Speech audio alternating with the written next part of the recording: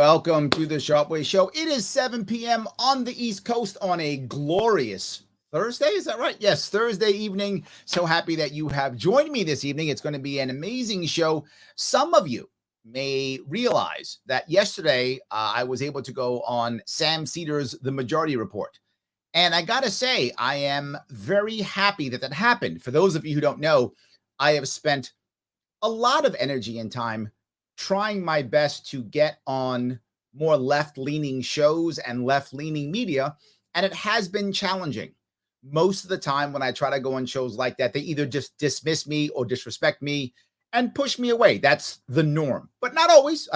That's not always. That's very common.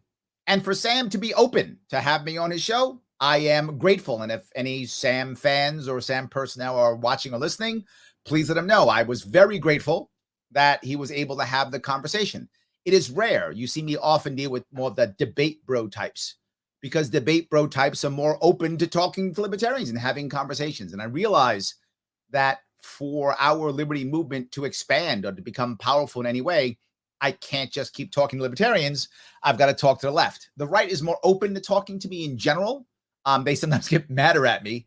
But as a general rule, they are more open to have conversations. The left tends not to be very open. So I was very happy to have that happen. But there's a second part to this.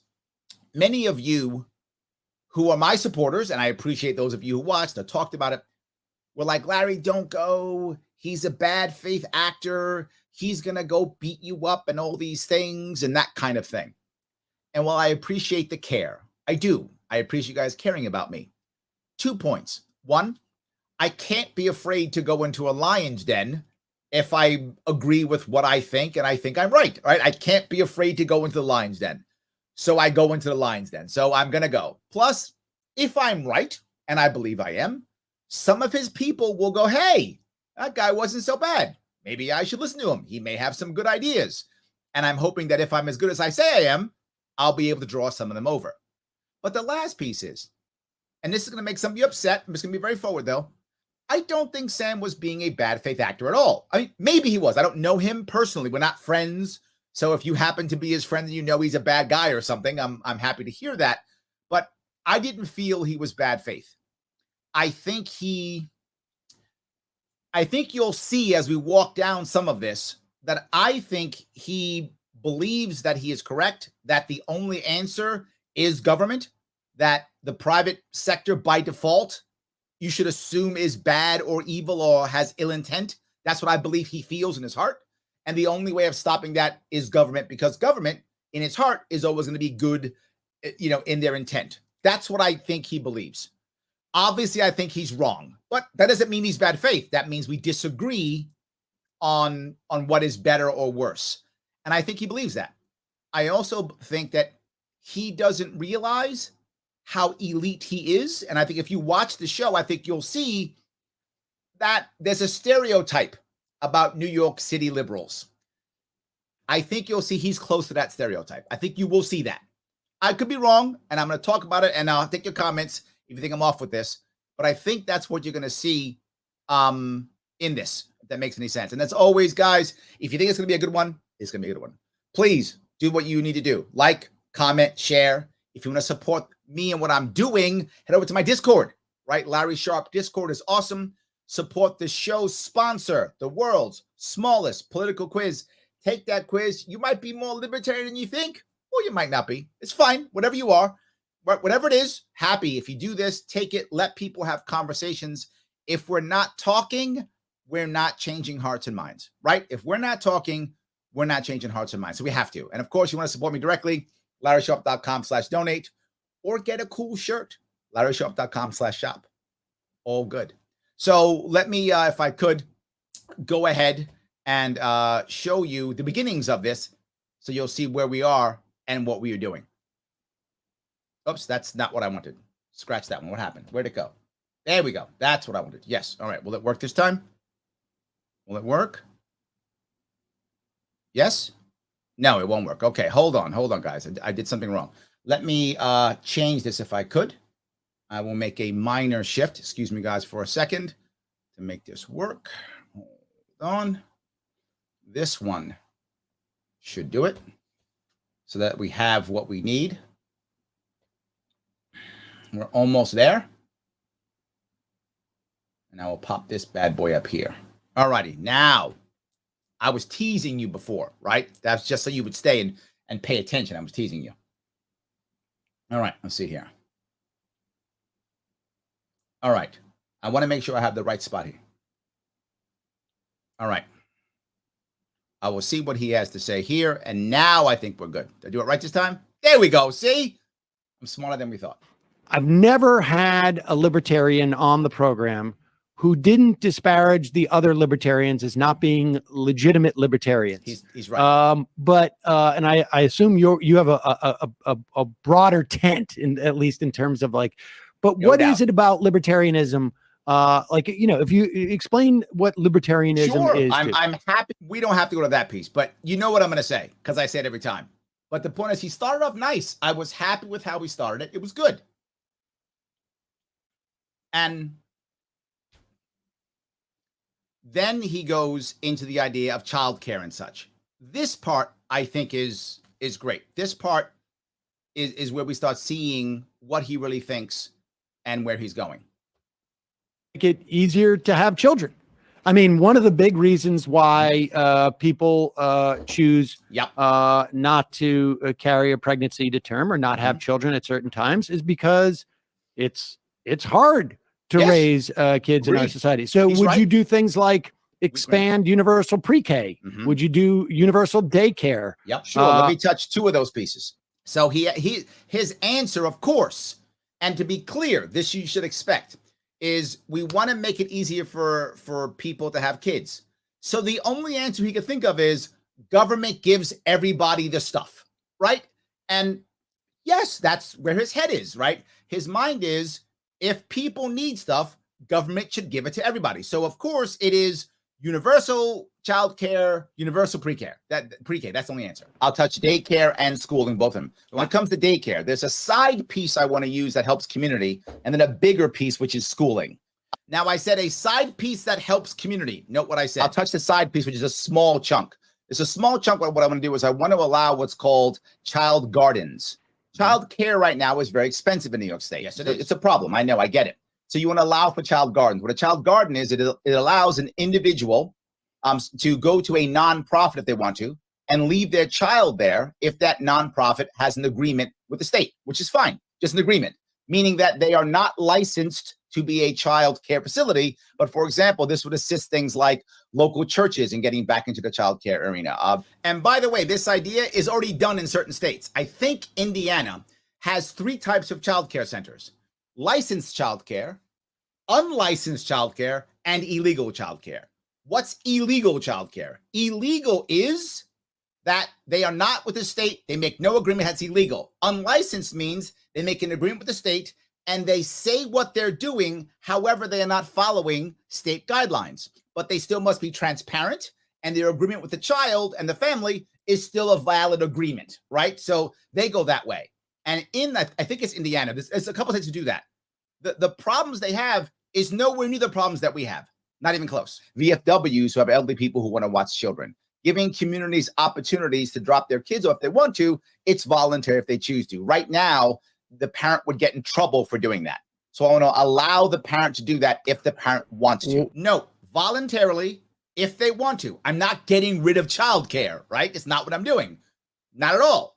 For community, if a parent wants to, voluntarily, don't get in trouble. Why would the parent get in trouble right now for doing that?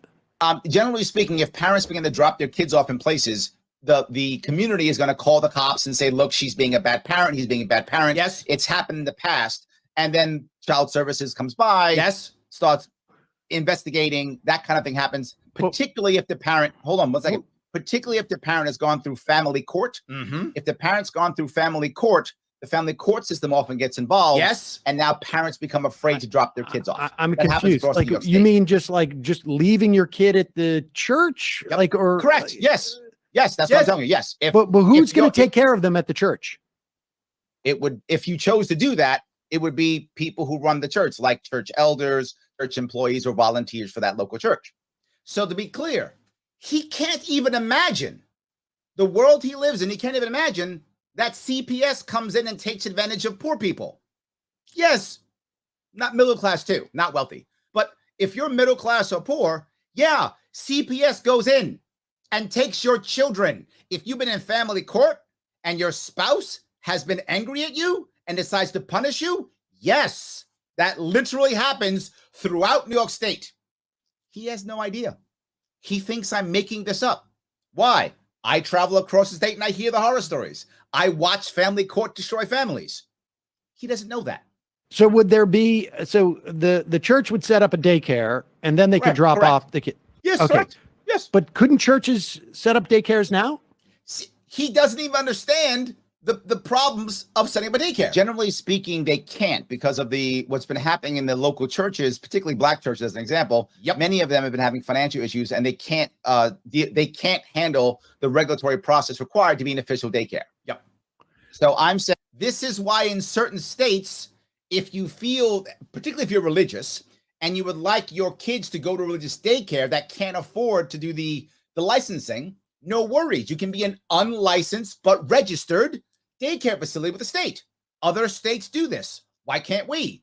Because we're in New York and we cannot imagine not having a licensing rule.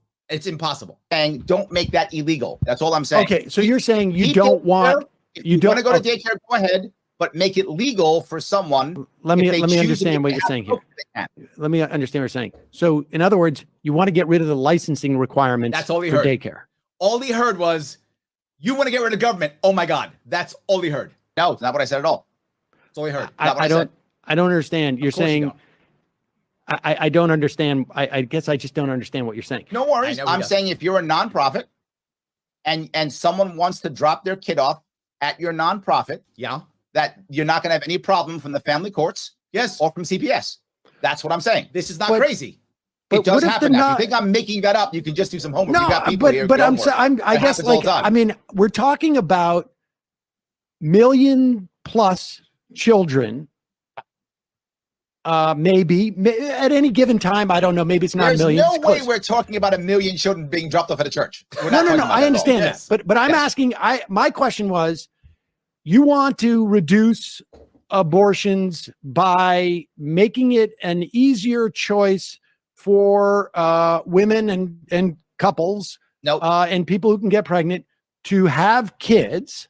And I asked, what about universal pre-K or daycare? And I said I was going to go there. I said I had one small thing, which was this, plus a large thing. This is no one. So I can't do one magic thing and fix it.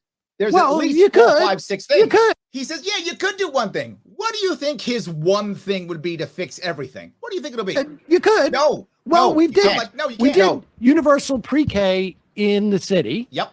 And we did that with taxation. Yep. Correct. We could do universal daycare. Yep. Okay. We did it in the city, and it didn't magically make things great. It was one thing. Things aren't magically great in New York City right now because they did that thing. Things aren't magically great in New York City. Correct. But if you want to call it magic or not, it's not really magic. It's all of a sudden, it became much easier to get your kid to go to pre-K. I mean, okay.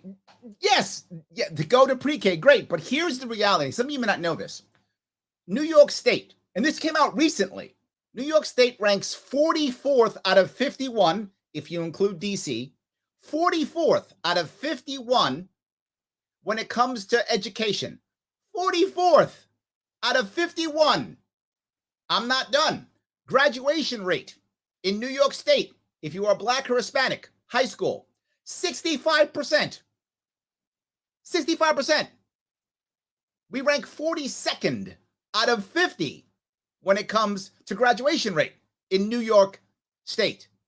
So this magic, we'll just throw money. But be clear, we spend $29,000 per kid. $29,000 per kid. The most in the entire country. And we rank 44th in early education, pre-K, and 42nd in graduation rate for Black and Hispanics. That's New York. That's the magic. By the way, we got pre-K in New York City 2014, give or take, 2014. And you know what it actually did more than anything else? It made sure that there was no increase in women going to work. There's no uptick in that. So he has no actual data showing it's correct. But more importantly, all of a sudden, since the parents who in the past, prior to this, had an answer, and it was usually local people watching kids, grandma, grandpa, auntie. When I was a kid, it was our local neighbor. That's how we did it when I was a kid in the Bronx, right? So we did. Those went away. So communities didn't have any answers. So when COVID lockdowns hit, who got hurt the worst? Mothers. Those are the ones who still aren't going back to work.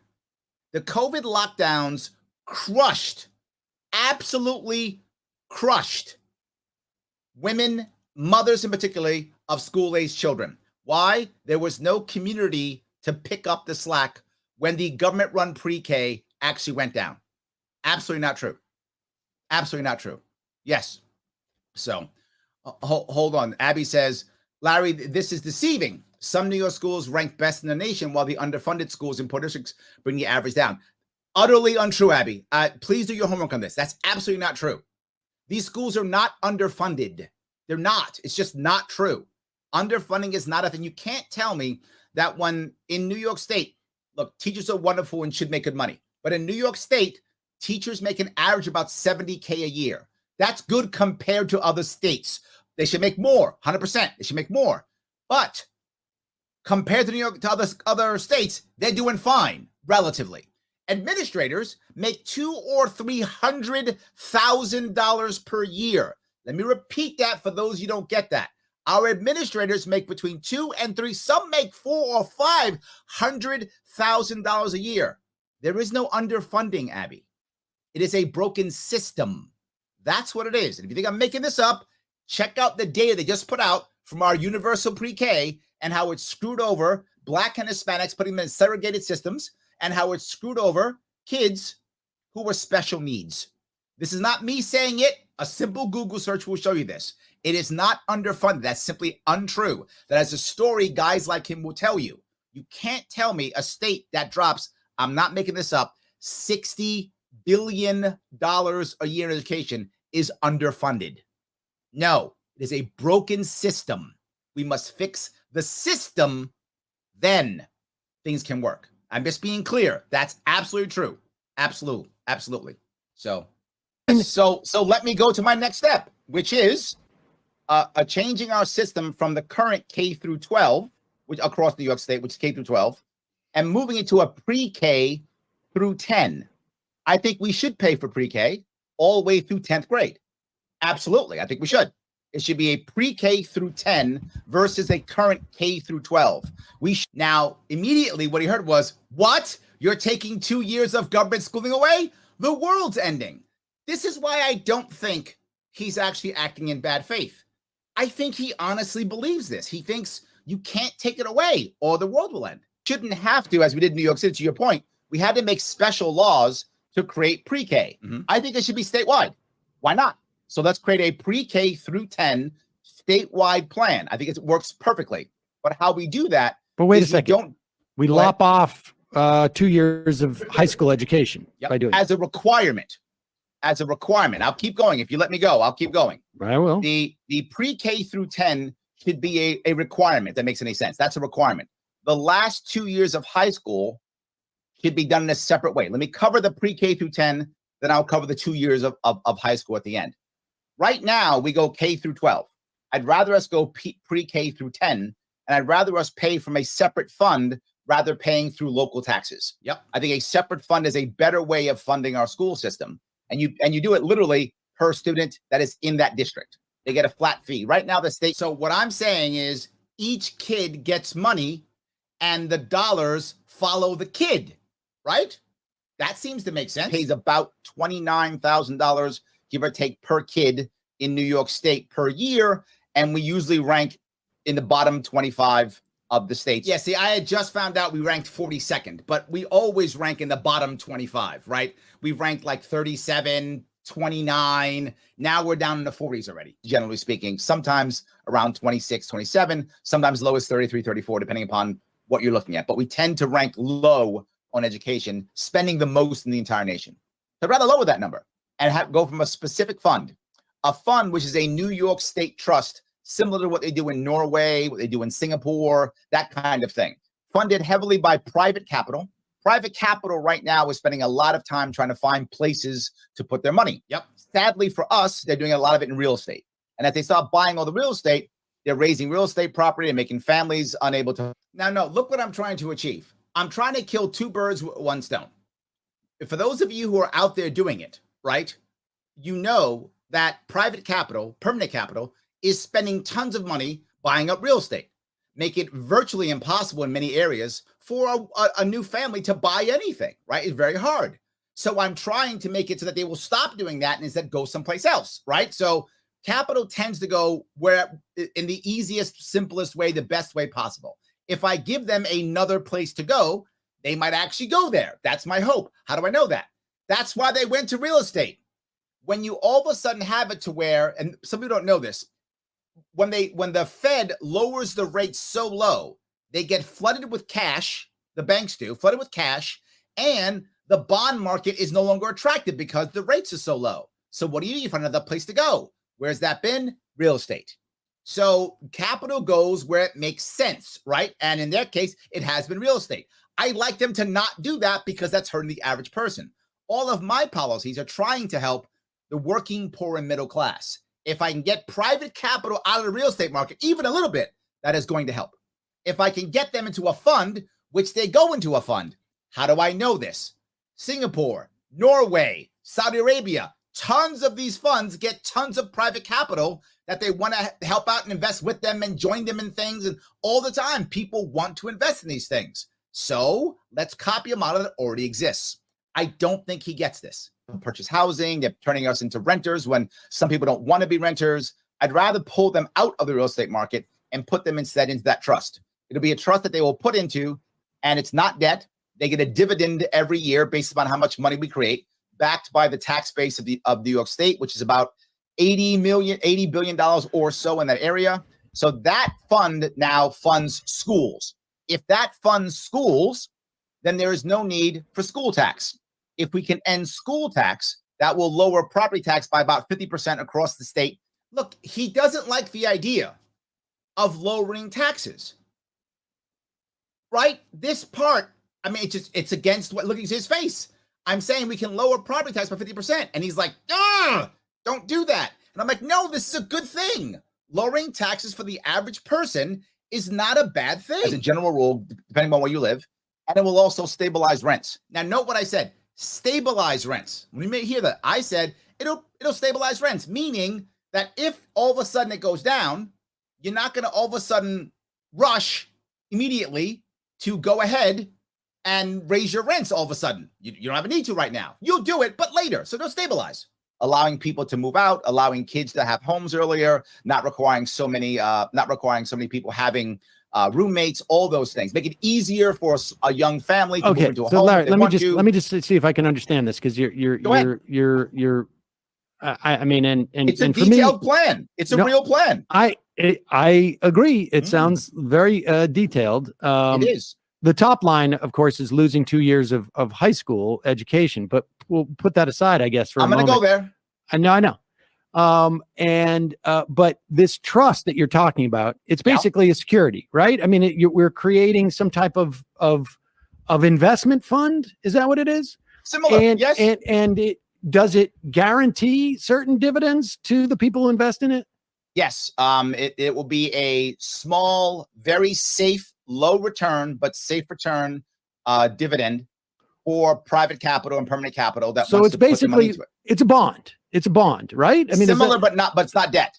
It's okay. Dividend based. You buy in and you get a chunk based upon it. It's almost like buying equity, almost like that. And what happens if we have a stock market crash? Which is what happens right now with our current, situation, with our pension fund, right? Our pension fund right now is happening in New York State. And you and I as taxpayers have to pay the rest of it. We have to pay whatever it doesn't make because it guarantees something like 7 or 8% no matter what.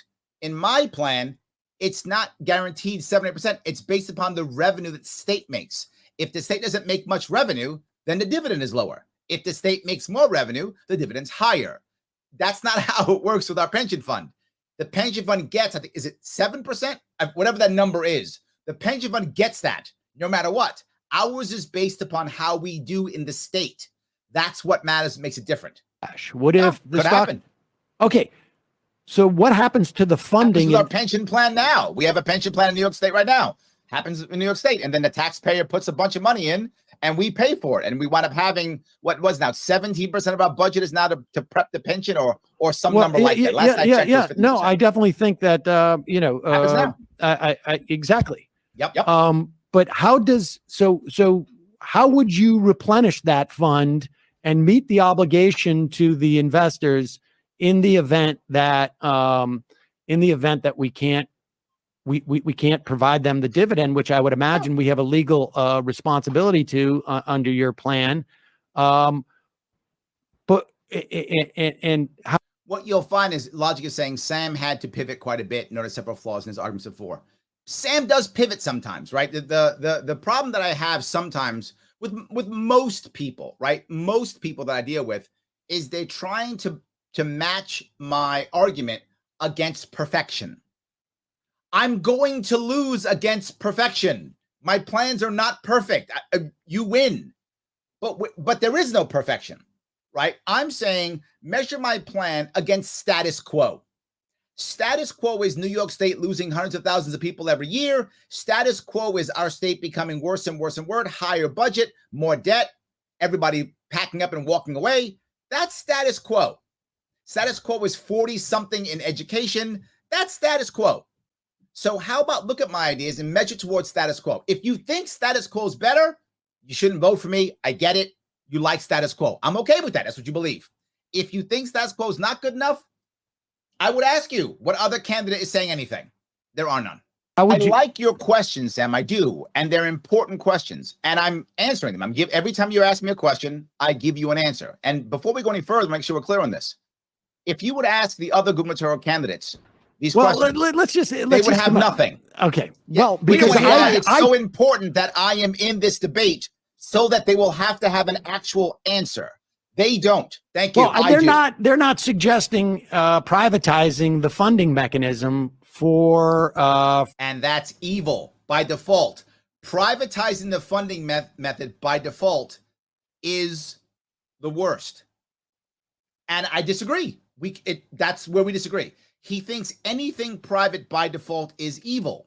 I disagree with him on this. I don't think he's being bad faith. I think he honestly believes that if you move towards any type of private model, it's bad. And I'll give you a small example of it not being bad. A small example.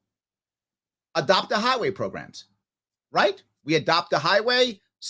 You're privatizing the way of funding, cleaning the roads. Not the end of the world. It does happen. We can sometimes privatize funding and it does work. It's not the end of the world. So I do think we can do this, right? So it's not crazy. For public schools. Correct. They have no answer.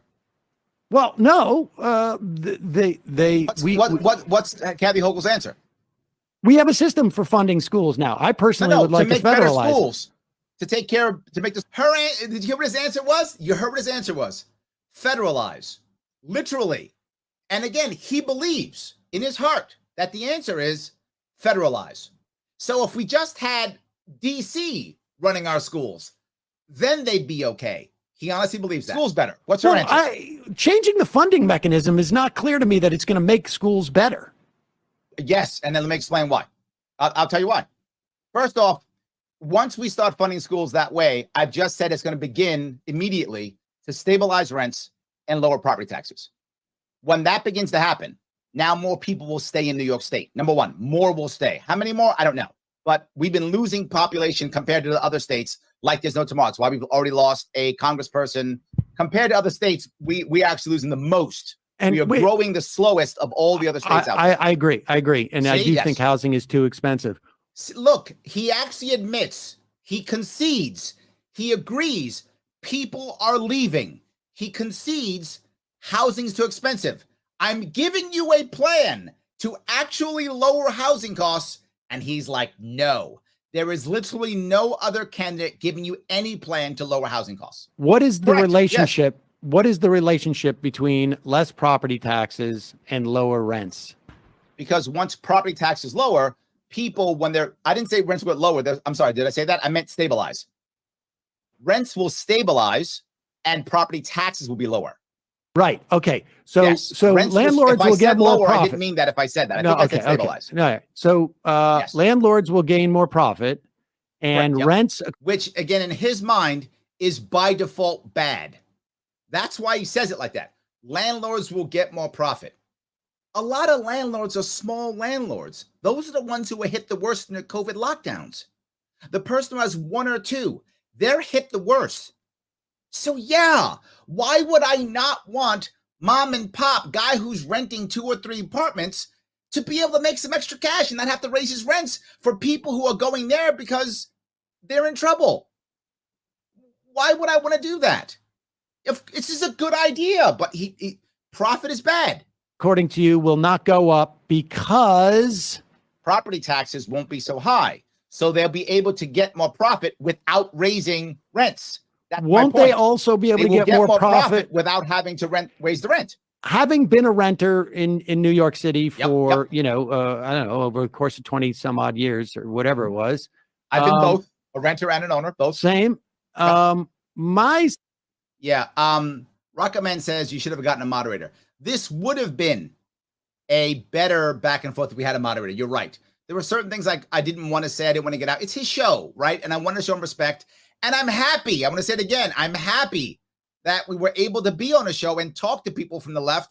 It's important that we do. I'm happy that we didn't. If anyone from Sam's people are watching, I'm happy that this happened. I do not want to be a jerk in any way, shape, or form. Absolutely all. Yeah, 100%. Yes. Jeff goes, profit is bad for big landlords. That tends to be true, Jeff. That tends to be true. However, I also want to help out small landlords. So the big landlords are already making profit. They're already doing that. So yes, if we can, the small landlords are very often competing against the bigger landlords. So if the smaller landlords are able to keep lower rents in any way, shape, or form, that will by default affect bigger landlords, right? Because then they will have to lower the price, otherwise you'll go to a smaller landlord. So that will affect them by default, no matter what. And if more people stay in New York State, individuals will also deal with it, right? Yes. So Abby says, bourgeoisie, petite bourgeoisie, doesn't matter. They're all parasites. I disagree with you, Abby. I think that that's not true. I don't believe that, but I get it. A lot of people who are more on a socialist level do believe that. So I get it, right? I get it. I just disagree. We just disagree, Abby. Sense is that it's not a function of changes in property taxes that drives rents. It is what the landlord thinks they can get. Yes, agreed. Because we've had an explosion. And that was my entire point, right? That if smaller landlords can keep their rents a bit more stabilized because the individual person sees it, you will see the larger ones will have to react to that, or everyone will go to smaller ones. So yes, I think that will happen. It will change the entire market. It won't be massive, but there'll be a stabilization until 3 or 6 months, whatever the case may be. I think that's what they'll do. So yeah.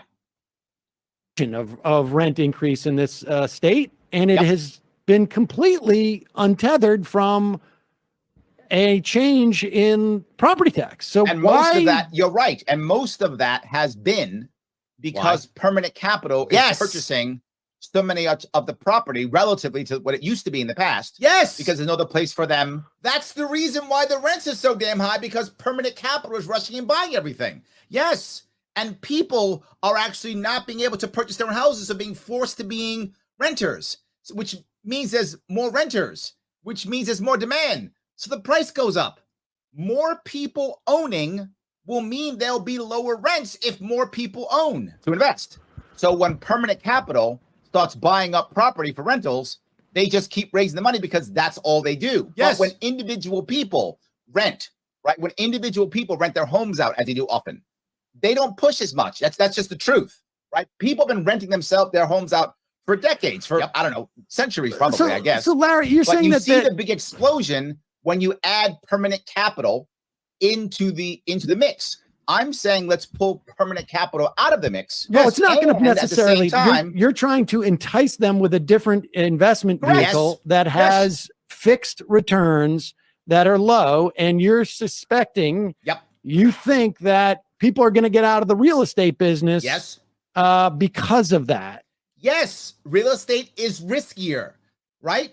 Where was private, those of you who know the market, where was private capital if you go back, I don't know, 10 years ago or so? What you found is they were all in bonds. Bonds was the thing. Bonds,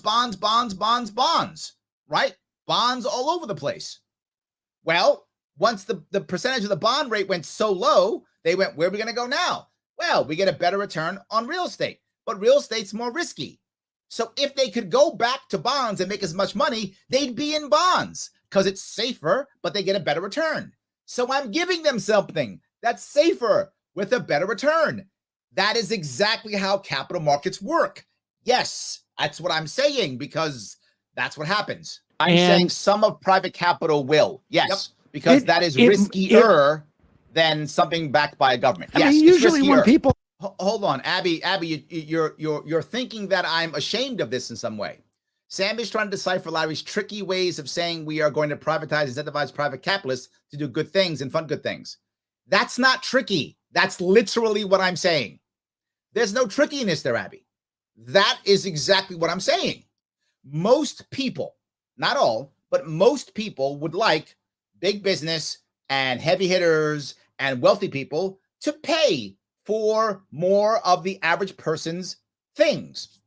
I agree. But every time we try to force them, it doesn't work. They get around it every single time. They've been getting around it for literally decades, right? So they go, and they run the government. So they run the government. They're in bed with the government, Democrats and Republicans. They run everything. So yes. So I'm saying, instead of trying to fight them and lose, instead get them to do it on their own. Yes, there's no trickiness. This is literally what I'm saying. So the problem is, Sam can't imagine this ever happening, even though it does. When we give wealthy people the right incentives, they tend to do the right thing if we give them the right incentives. So yes, there's not, all I'm saying, Abby, is you're correct. I'm only saying it's not tricky. It is obvious. And yes, I'm agreeing. This is exactly what I'm doing. That's all I'm being clear on.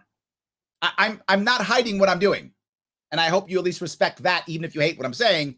I hope you at least respect that I'm not hiding anything. Well, we go into that. I mean, they could go buy bonds if they didn't want. They could buy municipal bonds right now if they didn't want things as they still are. Yes. Right. But Larry, my point is this: is that you're saying if we do this, then necessarily that will happen, and and you've done it twice now. Yes. One is if we have a safe investment vehicle that provides low but guaranteed returns. A bond, which he says they buy, yes, which is really like a U.S. Treasury bond, which now has a crappy return rate because of what the Fed has been doing with the interest rate, yes, which is why they left it, correct? Or a municipal bond or a state bond. Similar. But because that exists, all of a sudden people are going to invest less in real estate. There's no evidence that's the shift to real estate was the evidence. The past was the evidence. Money moves to where it makes the best, where capitalists think is the best place to go. That's what they do. So yes, the case. You're also asserting. Hold on, let me finish. You're also asserting that if we reduce property taxes, landlords are not going to chase profits whenever they can. Okay, landlords will always chase profit, but here's how it works. It's almost as if he doesn't understand basic business. Why would someone lower their price for anything, a service or a good? And how do prices come down? Two things bring prices down. One, people are able to produce the thing for cheaper. Their cost becomes cheaper, and other people are giving the same thing out. So other people are doing something and I can make mine cheaper. I will lower my price so I can sell more stuff, right? That's like what? Business 101? Is that the easiest thing? Econ 101? So if I have more people renting with lower cost to rent, taxes, which is a part of the cost to rent, tax go down, literally the price will at least stabilize. I may not lower my price in the case of real estate, but I'm not going to raise it all of a sudden. Why would I? What triggers people to raise rents as a general rule? A new lease, right? Generally speaking, a new lease, you then raise your rent on the new lease, whatever that is. What percentage? How do you calculate what you're going to raise your rent? Well, you either have a lease already that it says the next time you do X, Y, and Z, or you don't, but you look at what your expenses are. Then you look at the market around you. You say, what are my expenses? What's the market around me? I can't afford to be below X, whatever that is. Let me look at the market and see where I can go. Well, what would happen if you know that you can go lower than the market and you could get more people in if you were just under market? If you could still do it and make the same profit, not more, you would do it. That's how business works. If the average whatever rent is $1,000, whatever is the rent, and I now could do it for $950 or $975, I would, so I can get somebody in. Of course I would. If I'm having trouble getting people in, of course I would. So by default, rents will stabilize. Now, if I don't have to lower my price, I'll keep it the same. I'll still be making more money. That's how the market works. What I'm saying is basic stuff. If you lower the cost of goods, you don't have to raise your prices. Now, some people still will, which is why I never said the rents will lower. I said they will stabilize. That's kind of how that works. Which I also, I don't know what you're talking about. Never you said it's going to stabilize rents. Correct. And Yes, there's no evidence. There's no, excuse me. There's no evidence. There's no evidence that a landlord is inhibited for seeking more profits, even if they get more profits. Sure. Agreed. Like if yes, but they don't just randomly raise their rents for nothing. I mean, that's not how they don't just go, you know what? $4 billion. There's a level that they deal with. This is how it works. The landlord thought like, I could raise the rent here by $50. Yep. Yes. And I get that profit. I have no need to raise it to 100 because I'm already getting $50. That is yes. If the market is at that, why would he go over market rate if that might hurt him bringing somebody in? Literally. But again, you gotta remember where his head is. His head is always, no matter what, if it's profit, it's bad. Not my experience of how American capitalism works. No, I agree with you. And landlords will always do it, but something else will also happen. There'll be a landlord who now can lower their rent by $50 and still make money because they haven't gotten anybody into their basement apartment or into their secondary apartment. Yes. So some landlords, in an attempt to get any money, will lower their rents. That happens all the time. And some lower. That's literally called a loss leader. That's regular stuff. It's like he doesn't understand basic economics. Their rents, even if only 10% lower their rents. Yes. If only 5% lower their rents. By default, some people will go there. That will affect the rest of the market. Yes. That's kind of how it works. Yeah, except for no one's feeling the pressure to lower rents. The reason why rents are so sky high is because there's not enough housing. I mean, the obvious answer to what you're talking about. Obvious answer. What do you think the obvious answer last time was universal everything? What do you think the answer is here? Issue, and we were talking about schools, but if the issue is how do we lower rents in New York, it seems to me we build more. We zone. Yep. Yes. And by we, I mean our government oversees this. And we have some form of rent regulation. Rent regulation. Yeah. Had me till that. Rent regulation. For those who don't know, we've had rent regulation, rent control in New York City since World War II. Let me repeat that. We've had rent control in New York City since World War II. We're talking 80 years of rent control. New York City is one of the most expensive places in the country to live. How's that worked? 80 years of failure isn't enough for Sam. Not enough. Literally 80 years of failure. Well, another 20 will work. Rent control is why we have our problems right now. People don't want to leave. They don't want to. No, terrible idea. And so controlling pricing. What could go wrong? Everything. We tried to. The biggest thing people talk about all the time is, well, Larry, with this healthcare stuff, we got to get healthcare out of, the jobs, all because of your job. That happened because we had price controls during World War II. The government said you can't raise salaries. So what did people do? They started giving out benefits. That's where that comes from. Government intervention is the reason why we have a crappy healthcare system, because of government intervention, of what he's talking about right now. But again, I don't think this is bad faith. I think he believes it. Wow. Okay. No. Yes, it blew my mind. I was like, you thought that was good. You had me until the rent regulation piece. You had me until then. I was good until that. Then you had me. No, rent regulation has made lots of problems which I don't want to get involved in.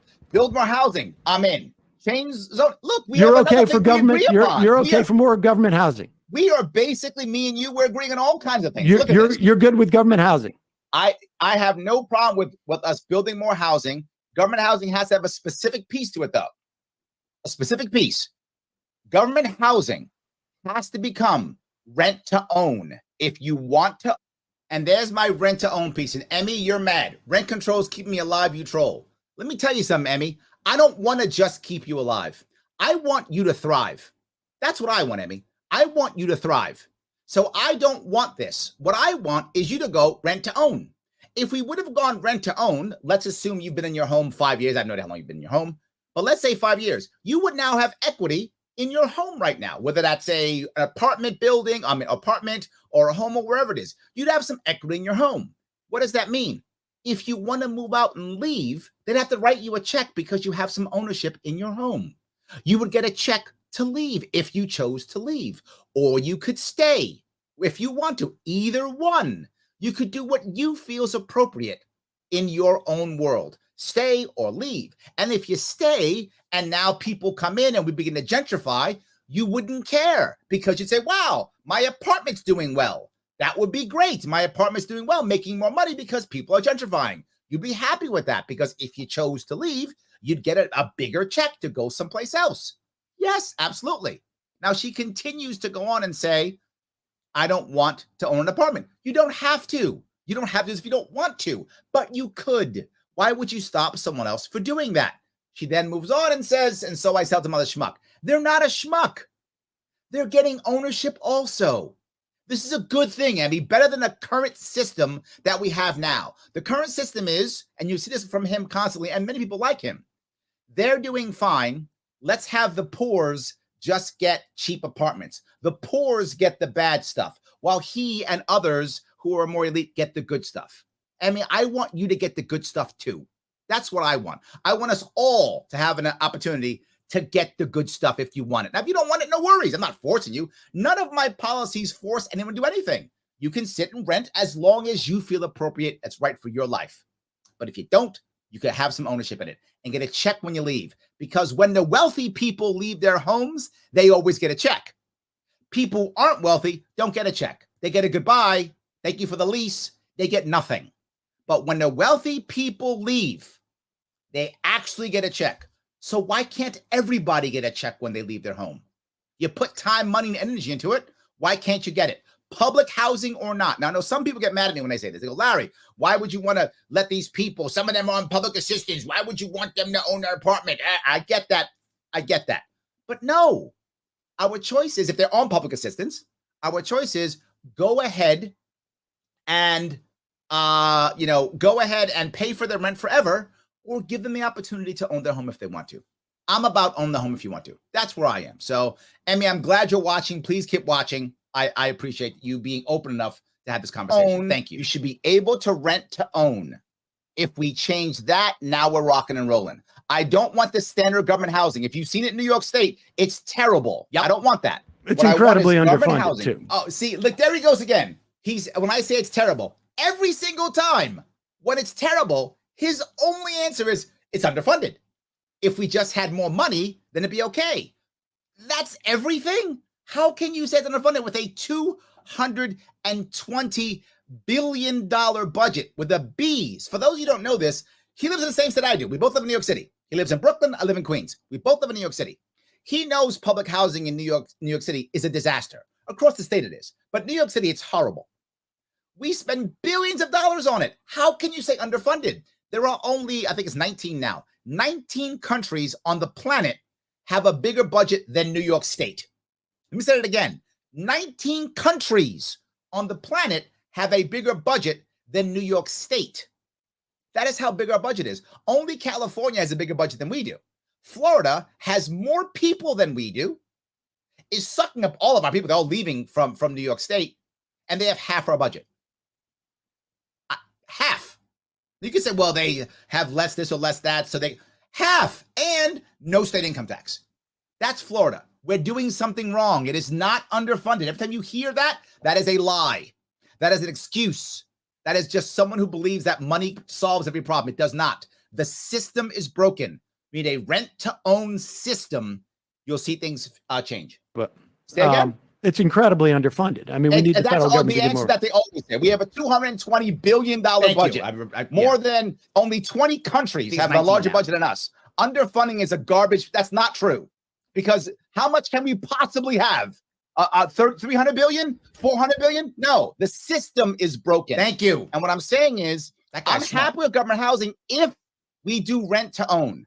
Rent to own changes everything, and not the rent to own we have with some of the private capital people who are just stealing people's money. That's I mean, an actual rent to own system to where now someone who is stuck in their world in government housing can actually own their own home if they choose to. Not requirement, but option. You begin to do that, well, now we're not as concerned about gentrification. Now we have more of an ownership mindset. Now we have people who want to invest in their properties. Yes. Rent to own, I'm in. But the way we're doing it now, we'll just give it more money. We've been saying just give it more money for 50 years or 70 years. Correct. And no, it's not working.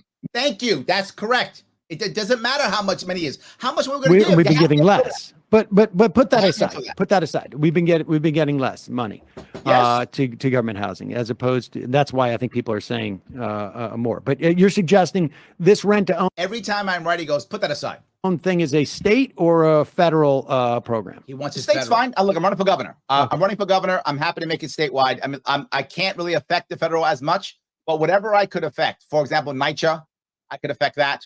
So I would want to begin to make that to the best of my ability, shift that towards rent to own. Okay, and so then let's if we talk go about further. The goal would be in my long-term goal. My long-term goal to get people to build more housing would be if we can create a system where now those same private capital people who are throwing money into buying places and renting them, that I could get them even to build the equivalent of government housing. So yes, and this goes back to what about Abby. There's no trickiness. I would like the big businesses, the guys who have all the money, to build public housing. Not tricky, straight up. Give them an incentive to build rent-to-own housing so that they can put all that money so that the average person has a chance at ownership. Yes, I am, no trickiness, wide open about that. Build cheaper housing, the equivalent of government housing, with another similar rent-to-own process within that. So I can get more and more people moving into a rent-to-own concept. Yep. More people who, the sad part is, I don't know where you grew up, but I grew up in a very poor neighborhood, poor area. Most people didn't even imagine they would ever own a house. Yes. And I think we're there now for many Americans. They believe 100%. I'm never going to own a house. Yep. So he agrees, right? He agrees.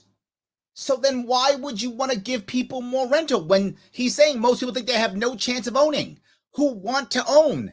I get some people don't want to own. This is not a requirement. There's no law forcing you to buy a house. Don't buy a house if you don't want to. But man, there's a lot of people who would like it. Why in the world wouldn't I create a system to get people to have a better chance at having ownership? I want to change the environment. And I want people to believe, no, I can own a house. If I want to, I can do that. The more we push rent to own, the better we're going to be. And the problem is the people right now who are doing most of the building are large hedge funds, huge real estate companies with billions of dollars who are doing this. So how do I entice them to do what I think is the right thing? Correct. Which is building houses and homes and apartments for people who aren't going to be able to afford them. Note everything I'm talking about. So many people get mad at me and think because I'm a libertarian that I'm all for the big guys. Every policy I've been talking about is how do I help out the working poor middle class? And again, I would ask any of you in New York, what New York State, is the Republican talking about this? No, all he talks about is more cops. Is the Democrat talking about this? No, he's talking about more money and more programs. No one's talking about how do I get people to get the American dream in New York State.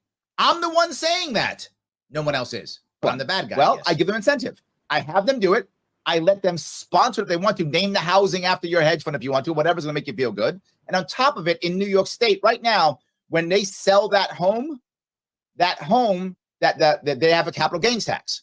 I would say if you instead do rent to own the way I'm telling you to do so, there'd be no capital gains tax on whatever you sell. And that would make some of the people who are already dropping literally billions of dollars in building homes to shift into building homes for rent to own. getting people who are how are those people who are eligible for government housing going to afford that if it is a hedge fund anticipates making those kind of profits and they just want to save on their capital gains? Yeah, see, this part he doesn't get, right? What happens in New York State, he doesn't understand this. What happens in New York State is when these guys sell most of the time, these hedge funds keep their properties for about 5 years or so, depending on what's happening in the market, back and forth. That's how they actually do it. Again, those of you who know this world know that's how it works, right? Some people don't know the world. I get it. I get this world a lot. I have a lot of clients in this world. So they 5 years, give or take, in that area. Then they sell it. They want to get their profits. Well, if it's in New York State, how New York State works is that becomes part of your taxable income, right? The gain is taxable income. What I'm saying is, if we want them to do the thing, Abby, to your point, yes, I do, then what I will do is I will give them a break on that at the end. They don't make as much money during the rental process. That's accurate. But at the end, when they sell the property, they will make more at the end because of the tax break. That's correct. So I'm enticing them. And yeah, I know people, well, you're lowering taxes. They're not paying taxes half the time anyway. I'm trying to get them to do the right thing at least and not pay taxes. Give me something. I'm trying to make stuff work. When you try to get, you've been trying to get the wealthy to pay taxes for, I don't know, 100 years. It hasn't worked since we did the tax code with 1913, whatever. Have them do the right thing at least. Yes, because right now, if you're dropping $10 billion in homes, and they do, capital gains tax is going to be a lot of money for you, 100%. If I'm eliminating the capital gains tax, they'll make money on the back end versus losing that in the back end. You still have the same system of like assuming that they're going to go like, you know what, guys? Hey, let's be cool. We're getting our capital gains here. I'm not assuming any of that. Here's what I would ask. Hold on. You're saying that my assumptions are so wrong and so bad. Okay. That's a plan. What I'm talking about could actually happen. Like they would actually think about it. How do I know that? I work in the financial world and people say, yeah, that's Larry, that's not bad. I would consider that. Okay. So Larry, instead, I would consider that. But the Republican answer right now, the Republican answer is simply this. There's no problem. How much did property taxes? Let me just ask you this. Okay. I mean, hypothetically, I'm sure you've talked to friends of yours who said, yeah, I'd look into it. How much did prices drop across the board after the Trump tax cuts? I don't know. The answer is 0. That's how much they dropped. And based upon your theory, if we cut taxes, prices drop. And I said. That's not what I said. What I just said. I asked you, wait a second. Okay. I didn't say prices were going to drop ever. What I said is then if I give them the incentive, they'll build the public housing. Now, people are right now paying their rents in public housing. They'll still pay their rent in public housing. It doesn't change. It's the same thing. People in public housing now are paying their rent, and they'll pay their rent, except now it'll be someone else also building more housing. He just said he wants more housing. I'm giving you a way to build more housing, and that's not good enough. Hold on. Are we talking about the capital gains tax? Yeah. Okay. No. That's not what I said. What I said was, if they get a benefit for doing the thing, which is creating more rent-to-own housing, then we'll have more rent-to-own housing. Yes. That's what I said. Yes, I did agree. Larry, prices magically come down. I said we'll have more rent-to-own housing. I understand. He agreed. And I said, how are the people who we're talking about who can't afford the rents now going to afford that? And you said, well, they'll make it more affordable because they're getting the capital gains tax cut. And so you have set up this. I don't think I said that. What I said is how they're going to be, it's going to be the same pricing. Then we make it I asked you the question 5 minutes ago. How are people going to afford this? And you gave me that answer. They're already paying for government housing now. I'm not changing their rents.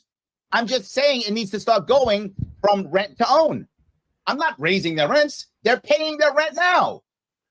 Okay, so you're going to build these houses and they're going to be at the same rent that they exist now. That's what I'm trying to encourage. Yes, that's the rule. If you do that, that's when you get the tax cut. So if these private entities that I'm telling you to do, these private entities get the tax cut. You're going to put rent control on these private entities. They're not going to be able to charge higher rents. If they want my tax cut. There we go. If that makes it voluntary. You can just build housing if you want to. and charge what you're going to charge. Or you can follow what I'm telling you and get your tax cut if you want to, so that people can have housing. And here's what I'm 100% sure of. Some people will do that. I don't know how many will, but some will. And if I get any other people to build more housing, we will have a better New York. Not crazy. They want my tax, or they can do what they're doing now. There we go. We can go back to what's happening now, which sucks.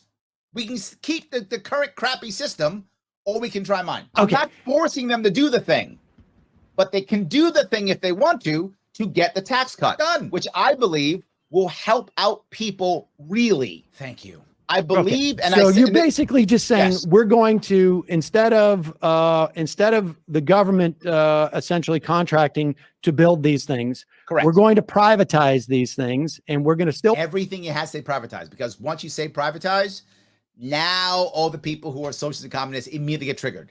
These are his trigger words. They get his people screaming. Right now, I'm sure when this happened, I didn't see any.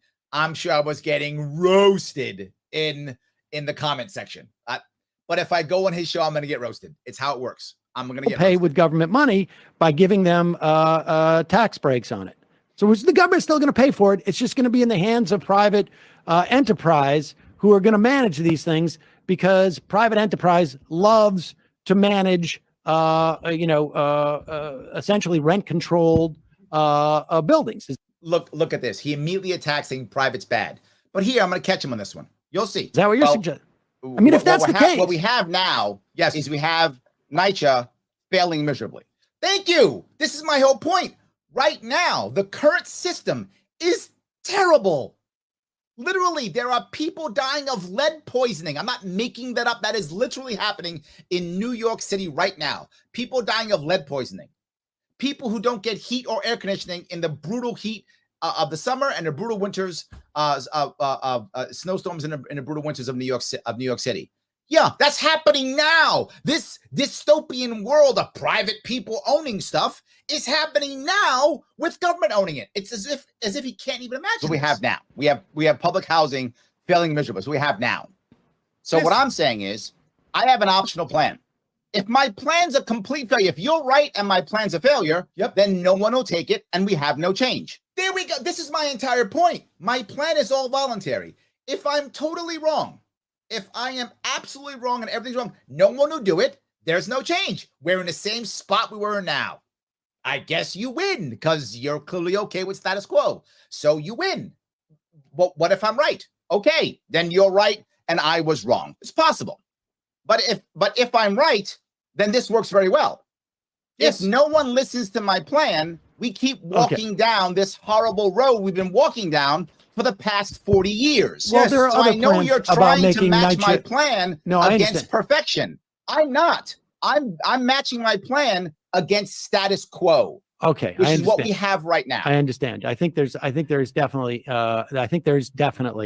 other plans on how to improve housing, but funding. He said it. We'll just give it more money. That's his answer. Let's get back to school. But the point I want to bring up here, which we bring up later, is there's a lot of nonprofits who are private who do a better job at housing. You want to stop? You didn't like my housing thing? Well, I think privatizing and expecting private entities to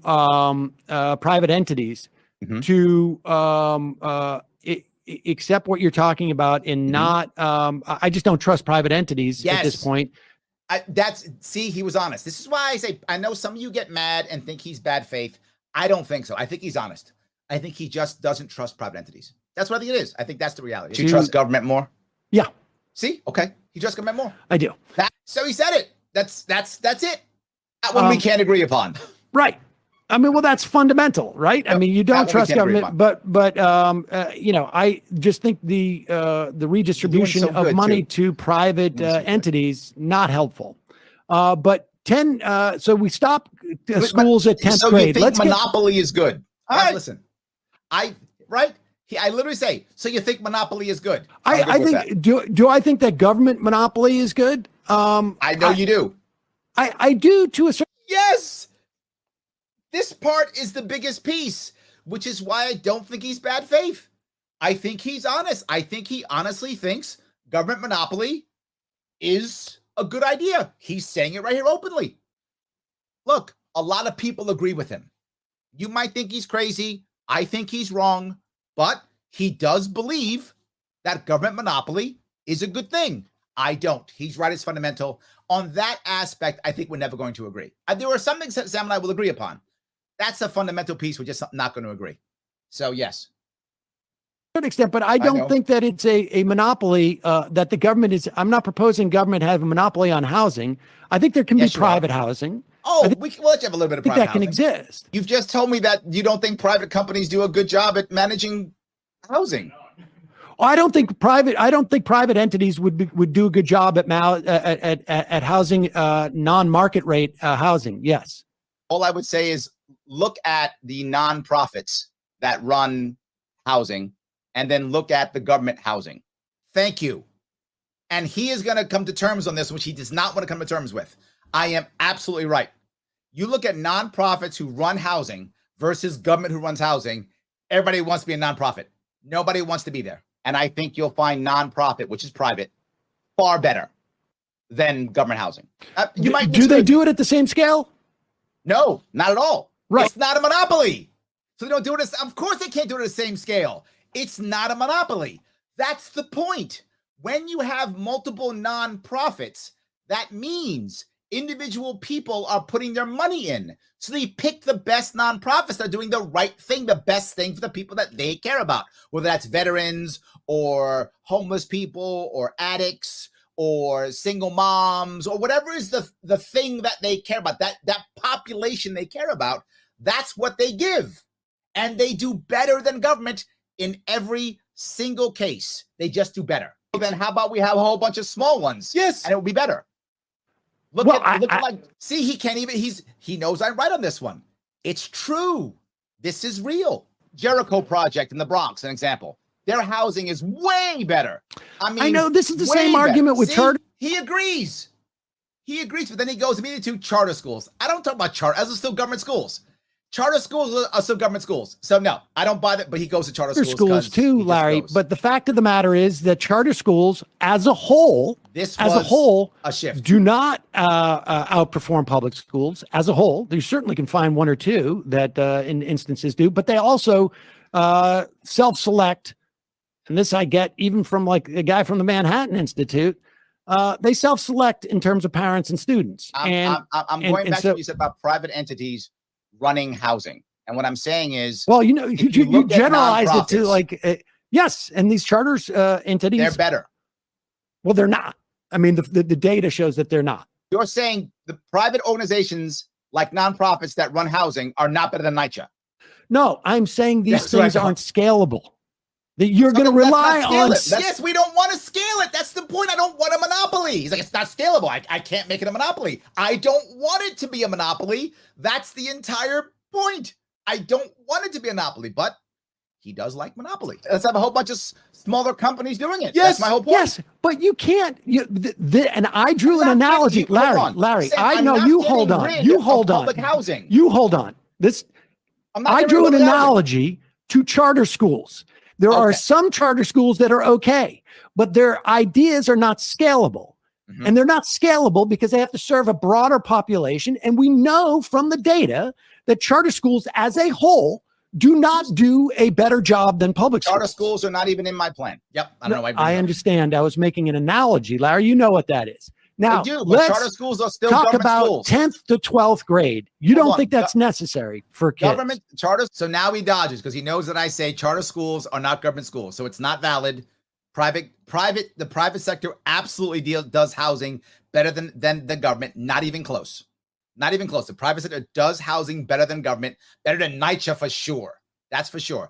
I don't even talk about charter schools, and charter schools are government schools anyway, so it doesn't even count. So he shifts and goes, well, do the 10 through thing, whatever. No. Still government schools. Let's talk about, we started about education. Let's do it. I love it. I got to find us we got to agree again, Sam, before we end. We got to agree on something again. I think it's getting increasingly unlikely. Oh, come on. 10th to 12th grade. Yes. Not necessary for everybody to attend. Let's correct. Get these let's get these 16-year-olds into the workforce. Not necessarily. Let me explain how it works. In my plan at 10th grade, which is 16, You take a test, a government test. You should be happy about that. A government monopoly test. Yes. That if you get that, if you pass that test, you get a high school diploma. Done. You have a high school diploma now. Now, hold on. I'll bring up a very important point that Abby brings up. Abby says, plus government is at least a little more accountable than corporations. That's utterly not true, Abby. Not even close. Not even close. How is my government in New York City, as an example, accountable? How is my government in New York State accountable? Has anything changed for me? That issues that I'm concerned about? NYCHA has been failing in New York City for 70 years. Nothing's been changing. But if Jericho Project in the Bronx fails, they won't get funded anymore, and they'll have to change and fix things. Their donors literally say you're messing up. Change, adjust, shift. They are accountable. If you don't like Coca-Cola, you don't drink Coke. It pays. But what if the government just gives your kid a certain amount of food in school? You have no choice. The government's giving your kid the food. That's all you get. There is absolutely much more accountability if a corporation goes into the public sector like that than government. Without question. It's not even close. What 90 some odd percent? Is it 93%? I've got the number. 90 some odd percent of our Congress people are reelected every 2 years. 90 some odd percent every 2 years. Yet, if you look at the average person, how they feel about Congress, it's at maybe a 20% favorability rating. Where's our accountability? If you look at what American people want and what large corporations want, large corporations want people to get what they want. We don't. Our government's not accountable to us at all. It's not true. It just, I get what you're saying, and in theory that's true because we could vote. Well, how can you vote when they control the districts by gerrymandering? How can you vote well when they won't let other parties on the ballot? How can you vote right when it's all about cash and super PACs? The system's broken. In a regular system that may be better, you might be right, Abby. Not in our system. It's just not true. Now, our Constitution in New York State says we must pay for grades 1 through 12. That's what it says in the Constitution. So I have to pay for 11th and 12th grade. That I have to pay for. No worries. I'll do that. Here's how I do it. I will copy the model that I had when I left the Marine Corps. I left the Marine Corps. I got the GI Bill. And then Marine Corps said, here's X dollars, and you have Y years to use it. I forgot what it was. I left the Marine Corps 30 years ago. So whatever that money was, that's what they gave me. Every kid now gets a credit, $20,000 and 5 years to use it. Now, what do I want to do? I want to then give them the options. You're 16. You just graduated high school in New York State. You have 4 options. Option number 1, go to a trade school. If you think, hey, I don't want to go to school. I want to be a plumber. I want to be a carpenter. Go to a 2-year trade school. Government's going to pay $20,000 for it. Go either get your license if you can, or be ready for an apprenticeship, depending on what trades you go through. Number 1, why is the it a bad thing? Desperately needs trades like there's no tomorrow. Yep. The average tradesman in New York State's over 50 when they should be over 30. Big problem. We're importing labor from other places. We should be trying to have more New York kids doing work. It'd be great. You don't want to do that. No worries. Go to a prep school.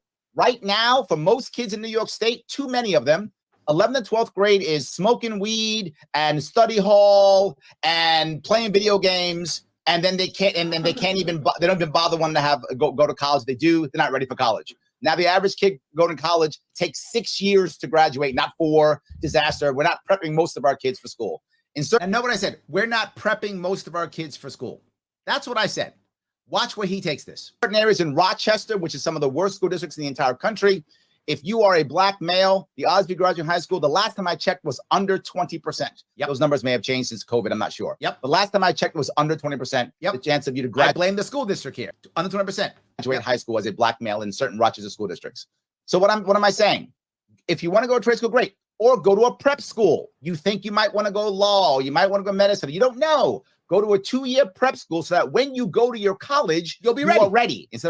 So we can prep you for right now. For most college kids, the first year of college is 13th grade because the kids aren't ready. Yes, you will be ready. You went to prep school.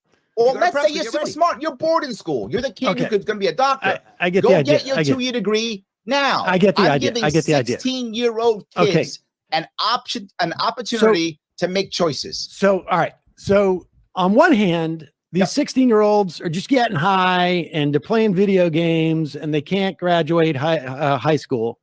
And then you're saying the thing to do is to give these guys and gals, I mean, these guys, the opportunity to make a key life decision.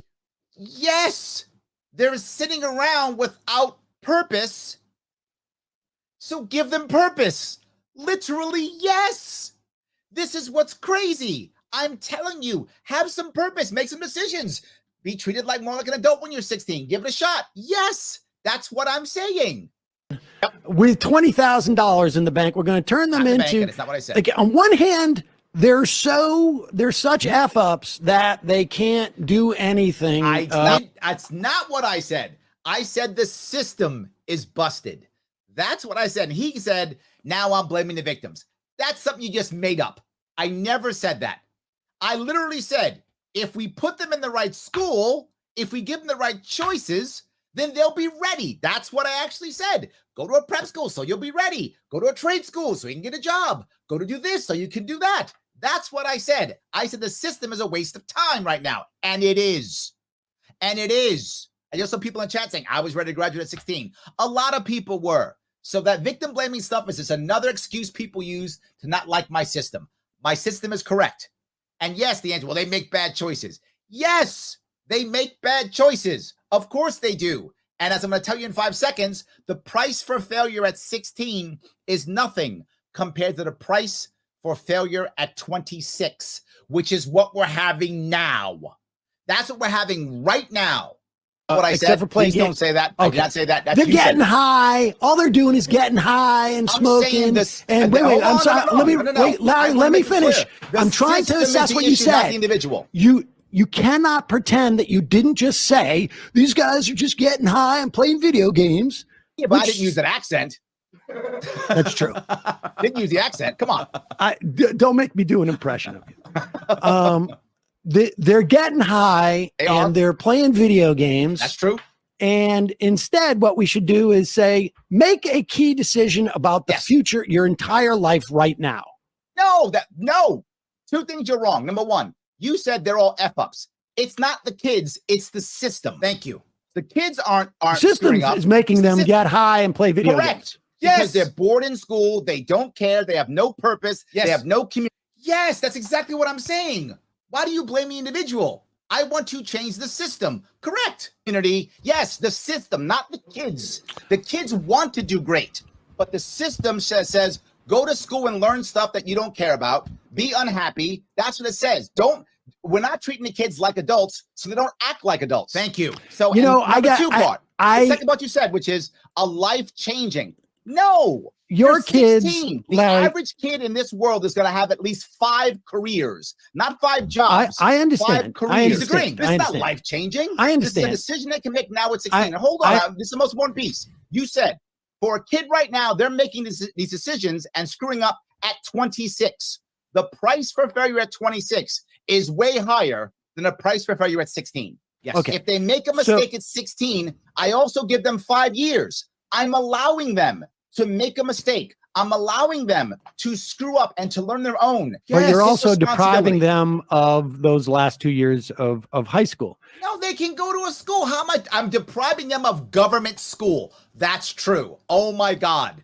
I'm depriving them of 2 years of government school versus going to the school that you want to go. Imagine if you're a teacher and you're a teacher in high school right now. And I tell teachers all the time, imagine if you're in school right now, and you could go to any school you want to go to in New York State. You got $20,000 bucks, go to the school you want. So now you're a teacher, and in your class is just kids who want to be there. Think about that. You're in a classroom now with students who want to be there. Oh my God, that would change everything. Specialized schools with kids who want to be in those specialized arenas. Oh, but Larry, I made a mistake. I went to the wrong school. Great, you got 5 years. Swap schools. You made a mistake. It's at 17. You're going to be okay. You'll go to the next school and you'll find out what you want. And then when you go to college, you'll be ready. You'll be ready. And what if you're someone who goes, you know what? I don't want to do any of these things. Awesome. Awesome. There'll be regular liberal arts school 2-year schools, which means you'll keep the system you want if you want to keep that system. Note, everything I talk about is voluntary. If you want to go to a regular 2-year school, that's like every high school, go. I'm not going to stop you. It's your kid. Enjoy. Do what you think is appropriate in your life. I'm going to bet a lot of people will change. They will shift and adjust and go to where they want, and kids will have purpose. And I can't stress that enough. What is killing our children? Lack of purpose, lack of community, and loneliness. That is what is destroying our kids. If we actually were able to go to the school we wanted to go to, if we actually were able to give kids some purpose at 16, 17, 18 years old, oh my God, things will change. This is what I'm trying to achieve. He's like, nope, government schools and more learning. I just, wow. So now let me ask you this. Because that's so valuable. I mean, I actually do think it is. I mean, I think your idea sounds literally, he's like, it's valuable. It's not. 2 years of a high school that you simply happen to be, in that district. That's why you go to 2 years of high school when you are trying to find yourself at 17, 18 years old is not valuable. The New York State Regents diploma is not valuable. You can say it is all you want. You would be wrong. This is something that him and I would just disagree upon. It just is not valuable. It's interesting to me, and I would like to do that, institute that maybe after high school and roll it into a free college program. Because free college always works. We have a free college program in New York State. We have it. And we're still losing people like there's no tomorrow. This thing he's talking about, we have now. It exists already. And what's happening? Literally, people are packing up and leaving. It's not working. But to deprive kids of the last 2 years of high school because the dropout rate, I mean, you cite the dropout rate as if it's a bad thing. Okay. But then you say like that these students who drop out at that time also have the ability to make this assessment as a consumer as to where, what they're going to do with that money that has been diverted. Okay, first off, parents are going to help because they're minors. That's number one, right? A dropout is very different than someone who graduates. If you're 16 and you graduated, that's way different in your psyche, in your person, how the world looks at you, versus I dropped out. I couldn't finish high school. Very different. From educating them and making sure they get an education for those last 2 years. Now, if you want to add this on, but this is all, I mean, ultimately, every plan that you have, and the reason why we spend so much time on funding, right? Because I asked you about education and I asked you about daycare, and you want to send people to unlicensed daycare facilities. Yes, I don't. Stop saying that. This is not a left or right or an all or none. You can go. You can still have daycare. I'm not removing daycare. Thank you. I'm giving people an option of dropping their kids off on unlicensed, by the family court and CPS. And they're like, no, if they do that, take their children away. Listen, churches have daycare centers. They exist. But many of them can't anymore because of the regulatory system. I'm saying allow that to exist. So unlicensed daycare centers is unregulated. To exist. Yes. Okay, so anybody can open up a daycare center if they're a nonprofit. Correct, if they want to. And it will be free. No, they can decide what they want. All I'm saying is you don't go to jail. So you don't get your kids taken away. That's all I'm saying. Okay. So if you say, wait a minute, but that doesn't anyway address Emma's house. I think Emma's a bad person. No, I get it. I get the idea. Drop your kid off at regular no daycare. Responsibility for dropping the kids off at any place. No responsibility. Do you hear what he said? So the only way people will be, and this goes down to the piece that's common throughout everything he says. I think Sam honestly doesn't believe that the average person can make a good decision. I'm serious. I think that because he assumes that parents will do the wrong thing and put their kids into terrible daycare. He assumes that every landlord will be evil and mean. He assumes that every 16-year-old will make a terrible decision and ruin their life. In everything he says, unless government guides you in the right way, you, the average person, will always make an error. You will always screw up. You will always make a mistake. Now, will people make mistakes? Yes, they will. Of course they will. People make mistakes. But when individuals make mistakes, if we have a caring system that allows people to be helped, when they make a mistake, if we have communities that will support people, we can pick them back up. We can do that. Government doesn't do that. Government puts you in a spot and leaves you there. That's what it does. It really just picks you in a spot and leaves you there. That's what it does. And the reason that no one will go to any of this anymore, he believes that he's the smart guy and that you aren't. And this was my elitist piece that I was talking about earlier when I first brought this up. I think he's much more of an elitist than he believes he is. I think in his heart he really is.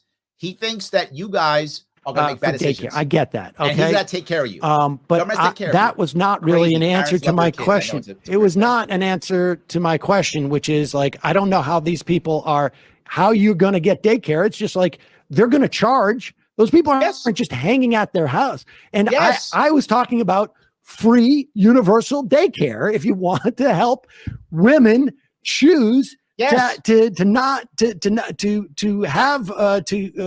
not terminate their pregnancies. I have one more piece, and by the way, wait a second. Let me just finish my point for a second, Larry. Go ahead, please. My point was the reason why. Well, sort of.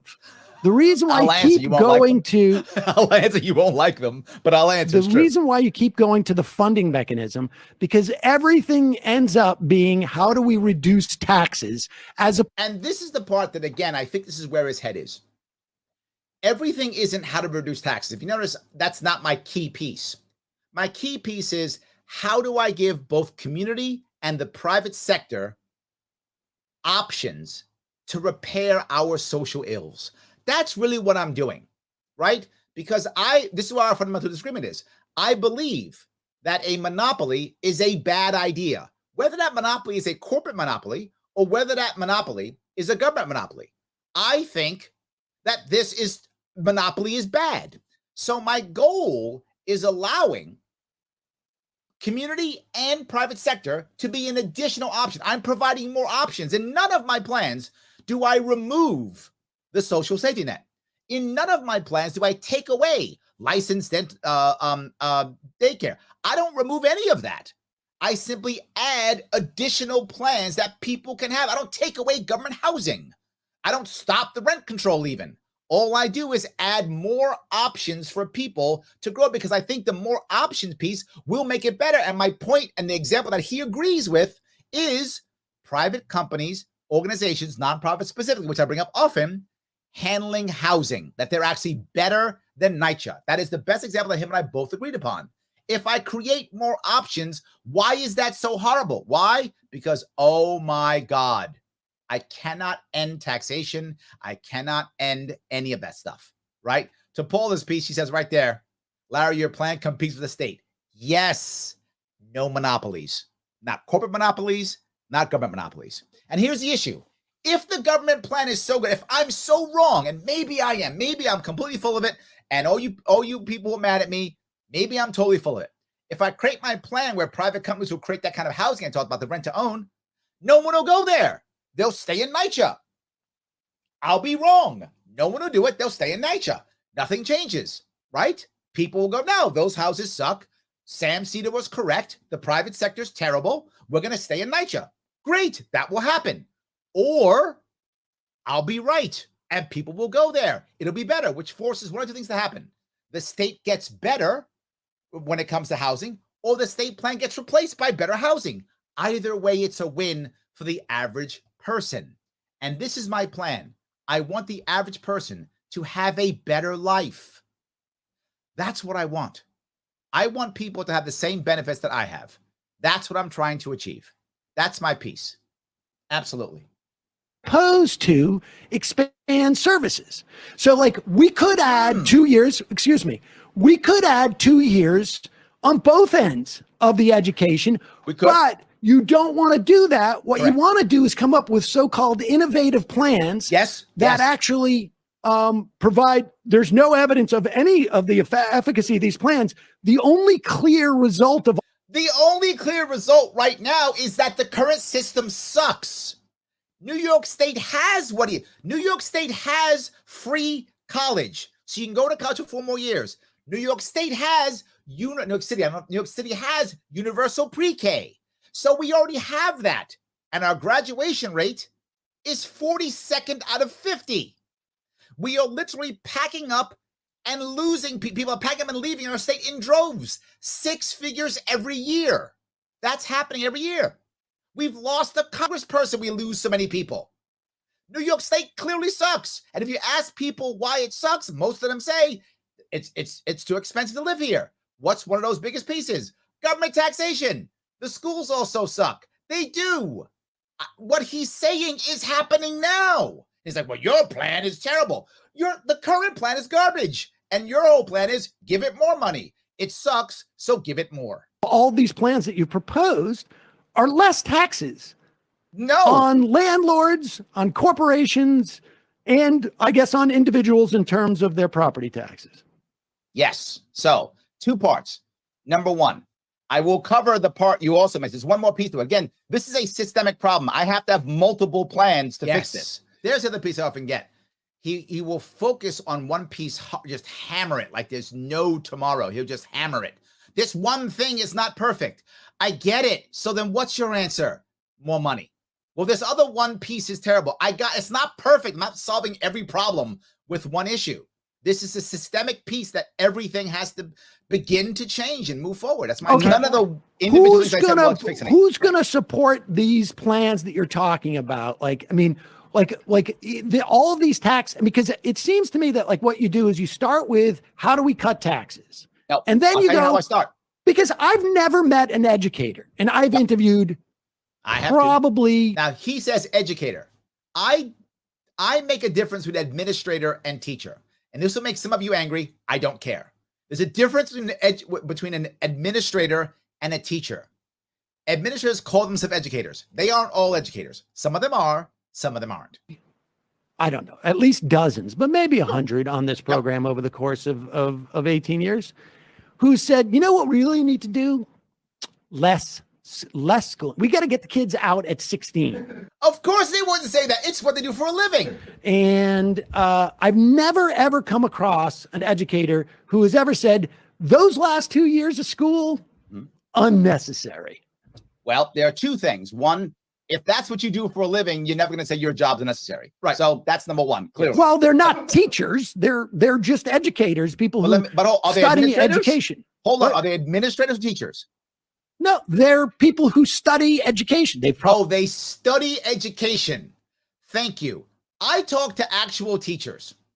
And when I talk to actual teachers, and I talk to dozens of them, probably more than him, because I've covered this state at least 5 times already, and in New York State teachers, to be specific, not just educators, people who say they learn stuff. No, out teachers. And what they say constantly is the reason why people are leaving or have left is because of too much administration.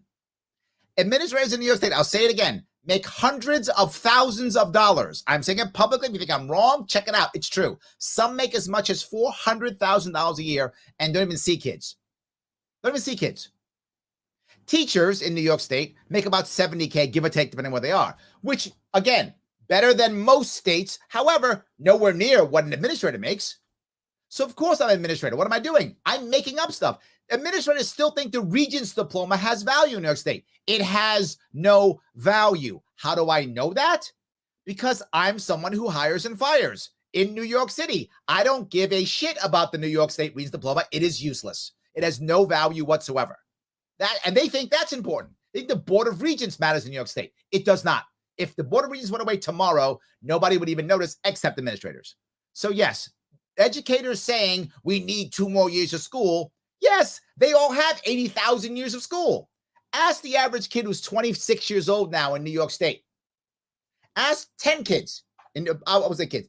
Now they're not kids anymore. Ask 10 26-year-olds who went to college and have college debt. Ask those 26 what they think about their college experience. I would bet you at least 6 go, why the hell am I in so much debt? Why the hell did I go to college? Yeah, that's how it works. They're not happy about it. They're not happy at all about it. It's a problem. We have to fix this system.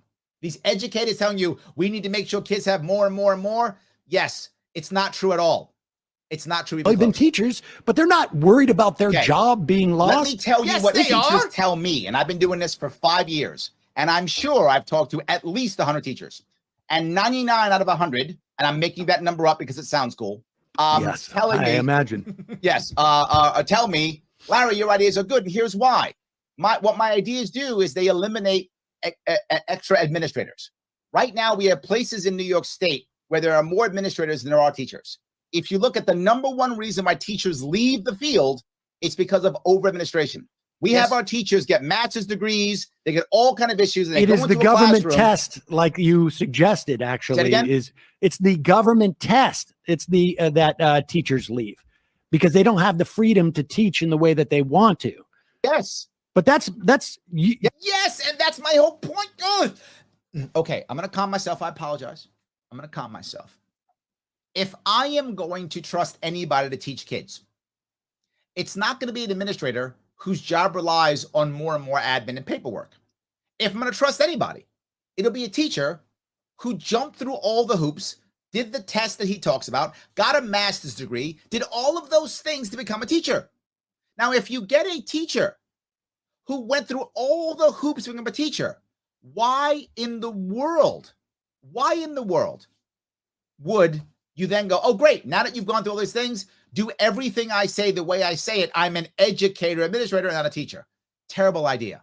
And when I say that, teachers go, you're right, Larry. I became a teacher because I wanted to teach. Yes. You've instituted Okay. So I'm agreeing with you. Yes. Again, look, another thing we agree upon. You're right. That's the reason teachers leave, because we have them jump through all these hoops. Then they show up in the classroom and they're controlled by administrators, right? They don't want to be controlled by administrator. I don't want them controlled by administrators either. Yes. I want them controlled by local schools, by parents, by PTAs. I'd rather have them controlled by that than by some administrators. If I have to have them controlled, that's what I'd rather have them do it. So my plan actually does that. But let me cover the last 2 years piece. Well, but now what happens in the 2 year piece? You eliminate the last 2 years of school. You're also eliminating the teachers. Like there's no impact on the ratio of administrators to teachers. Okay. I'm not eliminating teachers because you still go to school. You just go to a school of your choice. You go to a private school of your choice. So teachers in 11th and 12th grade will now be able to go teach at private schools without the administrators. And they'll be able to teach in these schools without the administrators and full of students who have selected and chosen that school. How good is that? Are there? Yes. And let me tell you why. Once you start funding specifically through the fund that I mentioned, there's a huge chunk of administrators who their job is to follow all the federal and state guidelines for money. That's a huge chunk of them. I don't know how many, but it's a big chunk. That chunk of people are no longer required. So if school districts want to fire them, they may, up to them. I'm not going to fire any teachers or administrators, but districts may decide, you know what? You're a grant writer for the state. We don't require a grant writer anymore. You can go away. Grant writers are not inhibiting what the teachers are doing. Correct. Well, yes, they are, because to get the grant, there's strings attached. So you have to do X, Y, and Z so you get the grant money, which is why they just get attacked. You must do these things so we can get our money. That's how they control teachers, through cash. Yes. Once that cash goes away, those administrators go away, those strings go away. Yes. Now, locally, you can create your own strings. That's how you get rid of it. And that makes him angry. He's like, wait a minute. You're telling me I can't have the federal government control every school? He does not like that. He does not like that at all. He really doesn't like that at all. Administrators. But when you say locally, you're going to have your own strings. The teachers are not going to be the ones who are getting that cash. Then there's just going to be somebody else who's going to be doing it. You're assuming that we would all of a sudden add a bunch more administrators. Look, some districts so might. It's just the possible number of. Well, hold on. I'm going to bring on someone else. I won't use your name because you didn't want me to. I accept that completely. I am glad you are here. And if you Matt, is it Binder or Binder? I don't know how to pronounce it. I don't know which one it is. But if you want to reach out to him, I'm happy to have a chat on his show. Happy to have a conversation whatsoever. Absolutely. And yes, you are welcome for having him at any time you like. I want to bring up more people, even though I know some of you who support Sam completely may not like what I'm saying. I get it. All I'm saying is I hope you know that I am honestly trying to be honest here and reach out. I'm trying to cross the aisle, even though you may not agree with what I'm saying. I hope at least that is open. I hope that at least that part is clear, if nothing else is. Administrator, I mean, somebody's going to be making the rules for what is taught. Yes, and you remember, Sam, you're old enough to remember when you went to high school or junior high school, we didn't have 45,000 vice principals. You know what I do remember from? See, this is the part that I want to bring up also. Many of you who are older like me in your 50s, you remember that, you went to school when there was no real Department of Education, right? Department of Education only became a thing in the 80s. Before that, it existed, but it had no teeth. It was really just a repository for information. But now, right, I think it's much more powerful, right? Right? It's much more powerful now. And what I would say is, since 1980, has education gotten better or worse? I feel worse. I was in school before 1980. Somehow I learned how to read, write, and survive, and so did Sam. I think Sam's in his 50s too. So I think he also somehow figured it out. So yes. High school, I went to high school in Massachusetts. And you know what I remember? Proposition 3, or was it 13, where taxes were cut. And all of a sudden, a third of our classes went away. And we had no arts, and we had no theater, and we had half sports teams. Do you know why that happened, by the way? Why? First off, in New York City State, it never happened. We've been pumping our schools full of everything. So that's not a thing in New York State. What he said in Massachusetts, I don't know. What I know about it went away. Why did the arts go away in New York State? That is true. A lot of that has gone away. A lot of these things have gone away. Why? Because the money you get now comes from the federal government. The federal government says how I decide how much money you get is based upon standardized testing, national standardized testing. On those national standardized tests, there's no art, there's no sports, there's no shop, there's no home ec, there's none of those things, no civics. It's not on there. So teachers now are forced to teach to a test. What's on the test? Math and ELA. That's what's on the test. That's what you learn.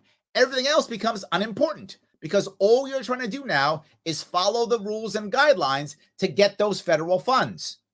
He is okay with that. I'm not. I'm not okay with that. He is. He's like, good, let the federal government control it. The federal government basically controls our system now. And it's a poor system in New York State where we have one of the lowest graduation rates in the state. It's already there. Yep. That's what I remember. What happened when the taxes were cut. And do you know why so many places in New York State that happens? In New York State, we are funded. Yes. Our average teacher makes about $70,000 per year. An average administrator makes almost $200,000 a year. We're not underfunded in New York State. Thank you. We have 20. I keep saying that. And the problem is he doesn't live in Massachusetts. He lives in New York City with me. He should know that. He should know that. $8,000, $29,000 per kid in New York State. Listen, we're not underfunded. The problem with education, from every educator that I have talked to, has been essentially we're asking schools to make up for income and low income areas. There is not a single educator that you can talk to who doesn't do this, who doesn't study this, who wouldn't be able to tell you the outcomes on education when you just provide them what the median income is in any given area code. I mean, that's the issue. But you're not wrong. But that's not an issue in New York State. In New York State, it's not an issue. In New York State, teachers aren't at the poverty level. No, it's not teachers. It's the students. It's the students. It's the students. Agreed. So imagine if I'm going to say, imagine if we had less taxes and real estate, and then magically what happens is everything gets cheaper. Imagine if you lowered taxes and stuff got cheaper. Imagine if you were in a rent-to-own environment to where if you were renting to own, more people would own and their property taxes would go down, so they would have more spending ability. They would have a better mindset of success and caring about their future. They would move forward in a better way. Yeah, imagine that. Imagine if at 16 we're teaching our kids to make decisions at 16, to think about their future. They're going to have 5 careers. Think about it now. Imagine if we weren't pushing our kids into getting $100,000 in debt to go to college. Imagine if we weren't doing that. Yeah, imagine that. That would be amazing, wouldn't it? That's what I'm offering you, and you're saying no. Yeah, that's not how it works. That's not what I'm saying. Imagine if instead of us having to worry about paying administrators $300,000, $400,000, $500,000 a year. I'm not making those numbers up. That exists in New York State. Imagine if we were, instead of paying them $300,000 or $400,000 or $500,000 a year, this we entire could drop plan a bunch of these administrators in any local district and put that money either into a school, Larry, or into a teacher or into a classroom. So you're telling me the theory of cutting the last 2 years of high school, yes, is really just a very, very roundabout way to have less school administration? No, that's not the only thing. That's a bonus that comes at the end. Well, what is the? Let me tell you, you keep cutting me off and trying to get We've been talking for an hour, and I asked you this question literally an hour ago. We could talk for hours. Let me go then. You just spent so much time on explaining how you were going to get rid of taxes and not like. That's all you heard.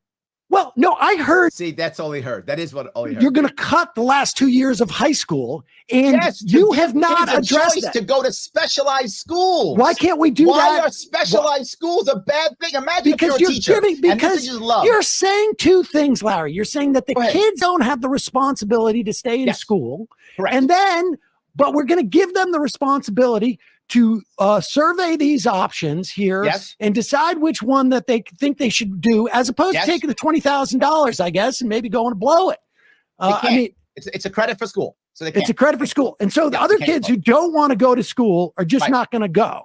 Correct. Some won't go. Why wouldn't we do this with college?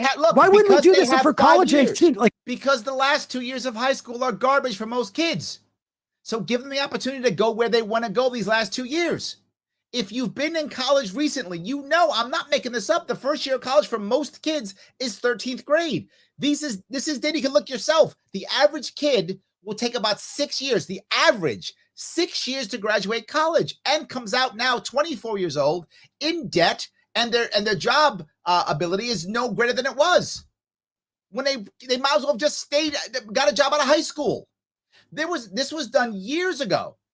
Years ago, I think, was it Goldman Sachs that did a survey years ago saying that unless you go to an Ivy League school, you probably shouldn't even go to college unless you go to a specialized school, right? You wouldn't become a doctor or a lawyer or something. But unless you want to go to a specialized school or Ivy League, and Ivy League, not because education's any better, it's not. The networking is great because it's Ivy League. So you get good networking for those schools. Otherwise, why are you going? Goldman Sachs did this like 10 years ago. It hasn't gotten better. It's just gotten more expensive. What is at age 16 that is so special about the age 16? The only thing I can see there is that it saves the taxpayers. That's true. And that's a bad money. Thing. Yeah. Yeah, I think he said it. And that's he goes, yeah, it's a bad thing. The average taxpayer in New York is an average New Yorker. Why would I want to give them extra taxes? Why would I want to give them more of a reason to leave? I don't want them to leave. I want them to stay. Well, I think there's a reason why we had public education in this country. And there's a reason why we lose 200,000 to 300,000 New Yorkers every single year to Florida and Texas. Thank you. There's a reason why they're flocking out of our state in droves. There's a reason why we can't sell houses. It's because of the cost of housing. Yes. Yes. And I'm giving you a reason to lower it. Taxes and all types of things. What are the cost of housing? Opportunity. The cost of housing. Of course, safety. But those three. Of course. And you're like, let's just pay more money. Larry, for you, it all comes down to how do we cut taxes? That the only reason why people would leave here is cutting taxes. Texas is what? 50th in education or 49th? It's not only because of that. What is it? What is I don't know what Texas is. I have no idea. You have no idea what Texas is? Texas. I have no idea. Why would I care what Texas's school? I don't know. Well, I'm not running for governor of Texas. If I was running for governor of Texas, I would know. Note, I knew what New York State was. Why? I'm running for New York State. So I know. Absolutely correct. I do know that. Yes. I don't know. You can look it up. You guys got like 18 people. They can look it up. We got a couple people here who can look it up. We'll look it up. I don't know what it is. I mean, it is because people who don't care about. Let's assume what I just said. He goes, I say, let's assume it's 50th. Hold on. Let's assume you're right and it's 50th. It's the worst. Okay. If people are going to that state, how bad is our state? Yes. If you're right and Texas 50th, oh my, we should be embarrassed. We got to fix something. I'm giving you an answer to fix it. He has nothing to say to this because he knows I'm right. I have no idea what Texas is, but say he's right and Texas is 50th. It's the worst in the entire country. Okay, great. People are leaving and going to Texas. They're going to the worst state. Well, then, wow, how crappy are we if that's true? Again, I have no idea about Texas, but if he's right, he thinks Texas is terrible. So let's say he's right. People are still going there. And they gained 2 Congress people. That's how many people are going. Cover my last piece. Why do we go to the last 2 years? Because now kids are choosing their schools. They're going to go to a school that they feel excited about. Oh, I want to go to a science 2 years prep school. I want to go to a so-and-so school. I'm going to go to this school. They want to go to specialized schools. Are there going to be administrators at these schools? City for a while. Is this going to create more or less? These are all private schools, right? Private schools do better than public schools, not charter schools. He's right, those are government schools. But private schools, how do I know that?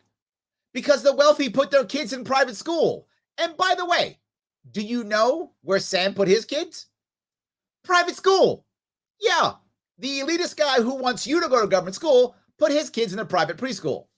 Yes, because private schools do better. They do, not charter. Private schools do better. And they do it better for cheaper. What's the average private school? $16,000, I think, in New York State. I think it's $16,000. We're $29,000. They're $16,000. They do it better. Now, without question, there are exceptions because, of course, they're self-selecting. That's absolutely true. But that's why I'm doing it at 16.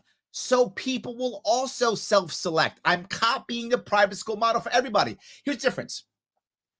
So many elite New York City people, I think Sam may be one of those, are happy to do their own thing with whatever they want. I'm going to go do the cool stuff. You guys, you poors, you get that thing. You'll get Medicare for all. I'll go to a private doctor. You'll do this. I'll go to private school. I'm saying, why not give everybody, poor, working poor, middle class, the same opportunities?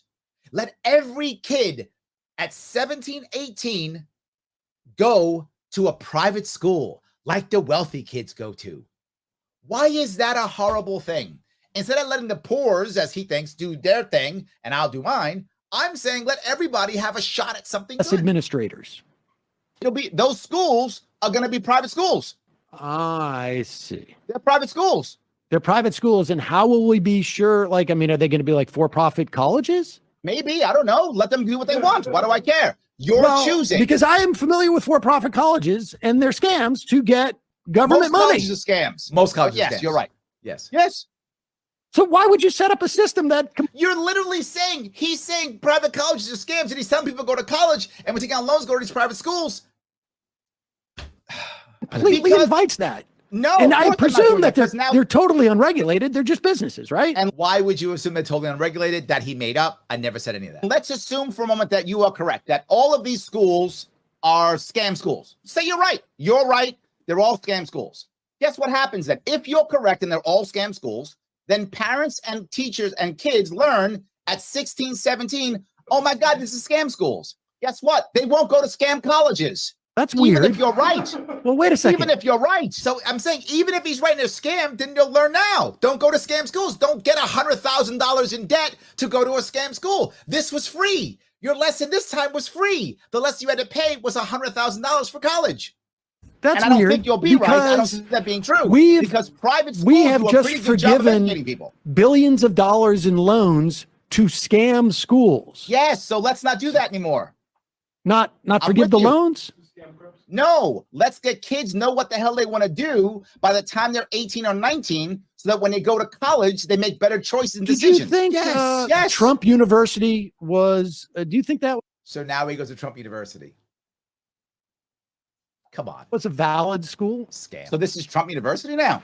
Well, I mean, you're saying essentially, so of course, it's either a government school or it's Trump University. There is literally nothing in between in his mind. Government school, Trump University. Trump universities, and we'll instead of sending, excuse me, there's still rules on setting up a school. You got to be accredited still in New York State. Trump wasn't that. Okay, so Trump University wasn't that. So okay, let's get into the regulation now. So we got to have regulation for these schools. Yes. Yeah. Okay. So who who says there's no regulation? They're all private. They're all private. And so you just said that if they're scam schools. Yes, if they scam the system, is it possible some schools will scam our system? Yes, there are high schools now that are garbage that don't work.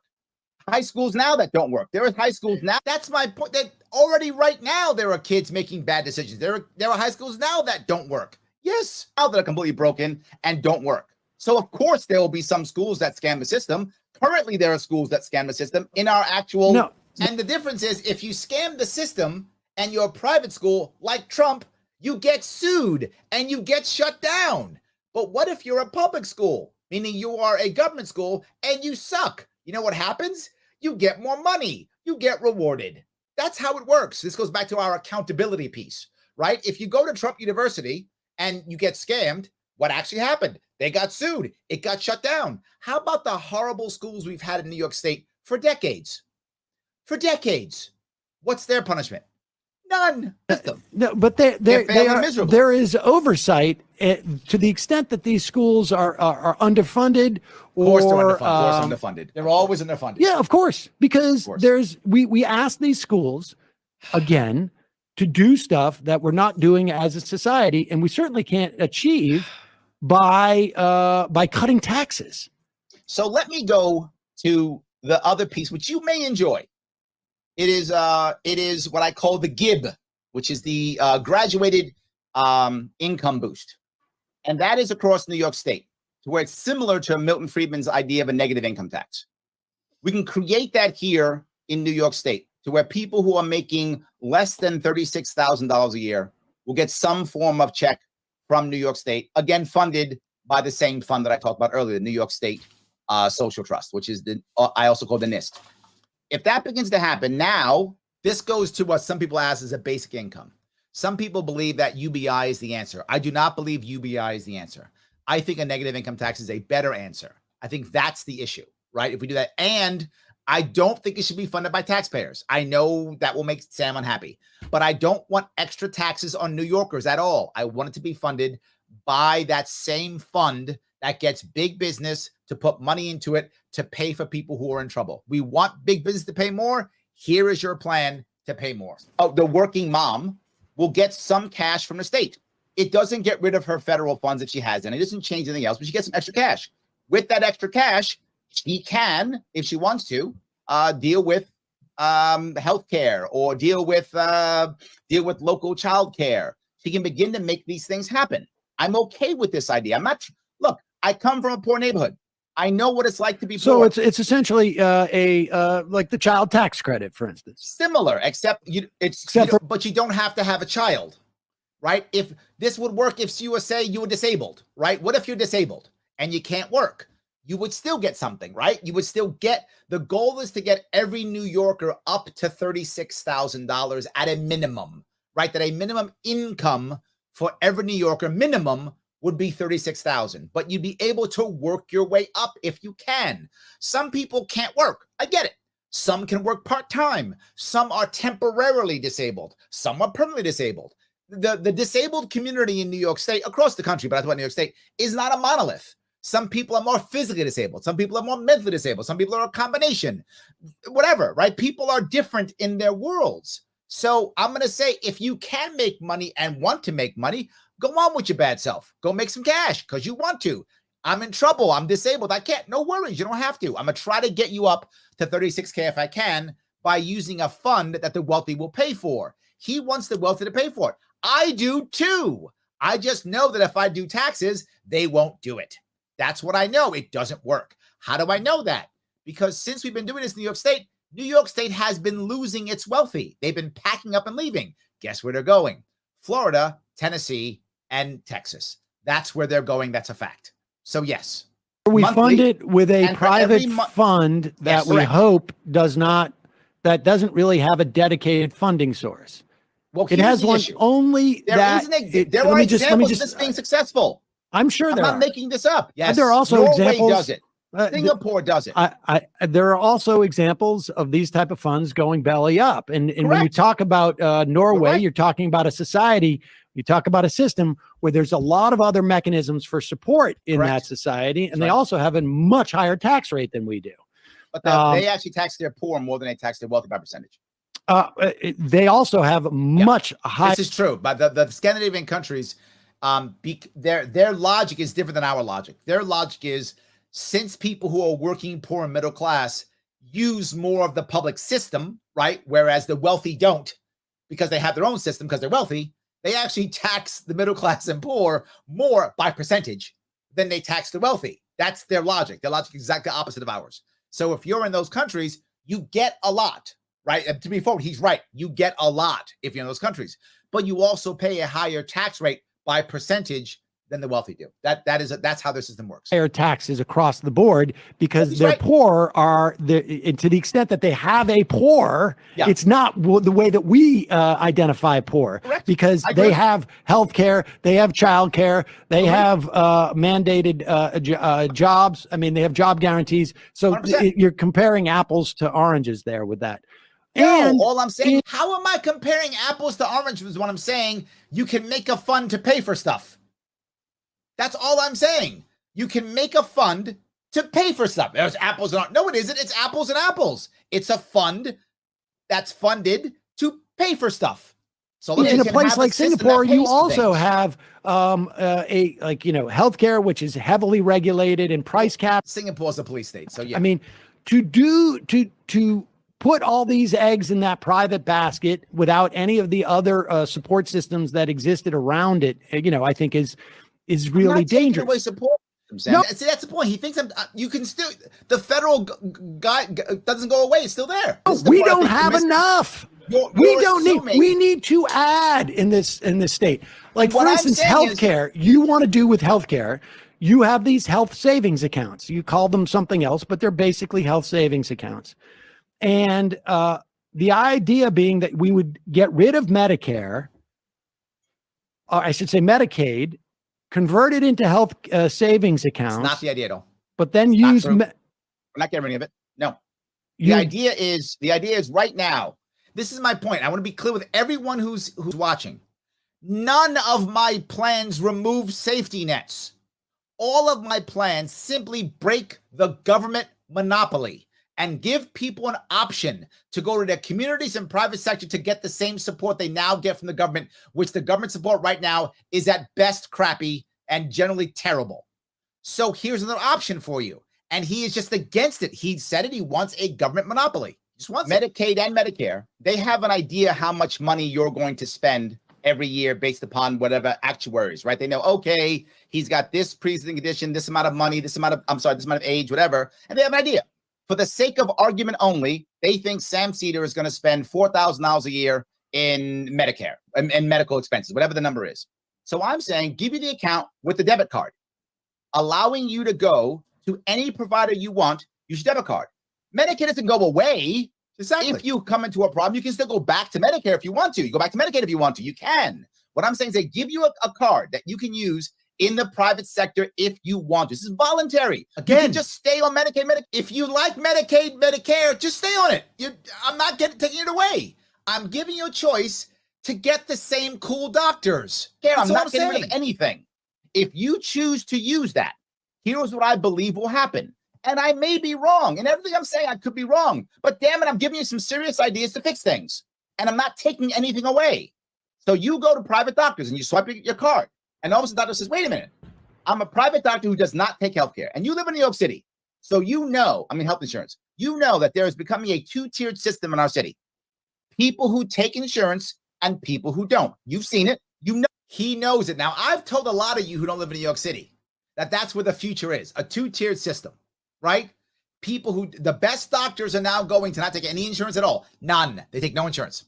And then what everybody else gets, which is Medicaid, Medicare, which is basically managed care, where someone else tells you what you're going to get, big business. You go there and they're worried more about administration than anything else. That's what a lot of people are stuck with, right? But there's two tiers. If you're wealthy, you go to the best doctors.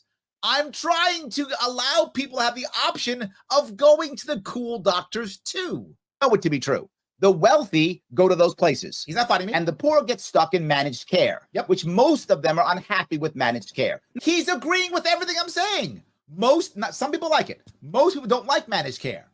And the poor people are stuck in managed care. People with regular insurance are stuck in managed care. Sam's not. I'm not. Sam goes to the doctor. He pays a couple $100 or whatever it is. Maybe he says a whole lot of money, whatever. He'll tell you in a second how much he spends. He spends a whole lot of money. When he goes to the doctor, he gets a bunch of money. He gets a private doctor. He doesn't care about that. Not all. Some are okay with it. Most are unhappy with managed care. I'm now giving someone who is poor or middle class the opportunity to go to wealthy doctors if they want to. Thank you. That's what I'm doing with this. And when they see that, my hope is this. My hope is when doctors who are wealthy see this, go, I can get this money. Maybe I should lower my prices so that I can start getting this cash. I can start getting cash without having to have all the admin required for Medicaid, Medicare, and everything else. Those wealthy doctors that you're talking about, at least in the context of New York City, they don't take health insurance. That's my point. They wouldn't have to. Right, but they don't take health insurance now. And by health insurance, I mean they private. Won't have to is my entire point. Larry, hold on for 1 second. Your argument is they're going to lower their prices because they don't have they the... Excuse me. They can get the card. Can I finish? Yes. If I show up, Sam Seder, with $4,000 in cash, and a Medicaid recipient shows up with $4,000 in cash, these doctors who don't take insurance, right? My cash is the same as their cash. Correct. There's no incentive for them to lower their money unless they don't have any patients. But like you say, this is See, this is the part that he messes this up constantly. This is what he does. He actually doesn't understand this. He thinks, and maybe he's never run a small business. I don't know. I don't know why, but he says, if you're a doctor and you all of a sudden see you have more patients that want to come in, I'll just raise my prices so I can have less patients. That's not what happens. What happens is when they see more patients, they hire more doctors or whatever the case may be. They begin to take in more. They want to grow. That's what 99% of businesses actually do, right? But now all of a sudden, wait a minute. The reason why they don't take insurance is not because they don't like the poors. That's not why they do it. They do it because there's too much paperwork and admin. It's a bother that to chase their money. This is a true story. There are literally people whose job is to go collect money for doctors from insurance companies. That's their job. They're collectors. That's how bad it is. That's why doctors stop doing it. They just say, I'm not taking insurance anymore. That's how it works. Patricia pops in. She says, I cannot find any doctor who takes Medicare who does not just push pills at me. Yes. If you are in managed care, how they make their money is by you being ill or sick. So every single time you leave a managed care doctor, it ends with one of three things: a test, a prescription, or a procedure. Every single time. One of those three. And the cheapest one for them, where they make the most money, is a prescription. That's why, Patricia, the system makes doctors act this way. I don't think doctors are bad. I don't think kids are bad. People react to systems and incentives. That's how the world works. The system and incentives right now, Patricia, is if a doctor takes insurance, that's what they do, period. But when Sam goes to the doctor, he says, here's a check. The doctor's getting paid. He doesn't need to give you a prescription. He doesn't need to give you a procedure. He doesn't need to give you a test. He's getting paid. Why can't everybody have that same option? And that's my point. I want everyone to have the option of the wealthy, not just, well, the poors get this and I go someplace else. That's the issue. Two-tier system, and they have plenty of patients. That's why they can afford to keep their prices so high. Yep. Agreed. Okay. So we're losing the Medicaid and Medicare benefits that we have on society's medical expenses because we have no price controls there. And we're again we have price controls by default because Medicare and Medicaid will only give X dollars. So we do by default already have this system. And what's happening? You are seeing hospitals being bought up left and right into massive conglomerates. So now we're having monopolies. I'm sorry, that's not true. We're having cartel systems to where a big hospital system is in this area, another one's in this area. So we're creating cartel systems so they can price whatever they want. That's what's happening, number one. Number two, we're having where doctors keep getting bought out or they go private. They get bought out by big systems that can take care of all the admin in a centralized area, or they don't take any insurance. That's the trend that he is okay with. Fine. For some reason, your assumption is these doctors who can charge $1,000 a visit, let's say, sure. Yep, are going to lower their prices because they're getting more business. But the fact is that that's literally how it works. That's literally how it works. As they begin to grow and get more business, economies of scale happen and they lower the price. I don't know, like everything, like cars that used to be super expensive that aren't as expensive, or computers or whatever. Insert the thing here. As things get cheaper, economies of scale, prices come down. That's how it works. Yes, it's like you don't get it. They have all the business they need. That's why they can keep they have all the business they need. So again, even private doctors are greedy. In Sam's world, everybody's greedy. They have all the business they need. They don't want to grow, but just raise prices. I don't see this at all. Prices Let me give you an $1,000. example of it actually working. I gave you examples. Nothing I said is not an example of success. Everything has an example of success. That's true. You may disagree with that example, but I'll give you an example of success. There is a medical system in New York State, in New York City. I'm sorry, in the country, I'll say, in the country, that is next to our currently in New York State government-run system. Yes. Right? And that is the non-essential medical field, right? LASIK eye surgery, cosmetic dentistry, body enhancements, things of that sort, right? Compared to the essential services, it's almost unregulated compared to that. It's regulated, of course, but relatively, it's hardly regulated at all. In every single case, every one of them, price has come down. Yep. Accessibility has gone up. Yep. Before, when we were young and you had LASIK eye surgery, it was per eye. It was so expensive. Now anybody gets it. I've heard the LASIK eye surgery example many Cosmetic times. Dentistry, body enhancements, Yes. insert thing Yes. here. Every place where what I said Luxury happened, good- meaning yes. more people could get it. What is true is Everyone it all came down. luxury goods, Okay. Yep. when technology improves Got and it. more people start to use luxury goods, Yep, and yep. when there's more people with more money Yep. who can afford luxury goods, Uh-huh. their prices tend to come down. But essential goods Mm-hmm. like actual healthcare Mhm. don't. Yeah. The only difference is the essential stuff is run by the government, but yet the same things have happened. Technology has improved. So in every single case, the same things that happen in luxury items also happen in the essential items.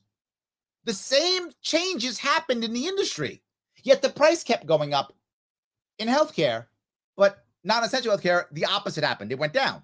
Yeah. What's the difference? One's run by the government. He wants it run by the government. Right now in New York State, it is run by the government. I don't know about your state if you live in New York State. In New York State runs the hospitals.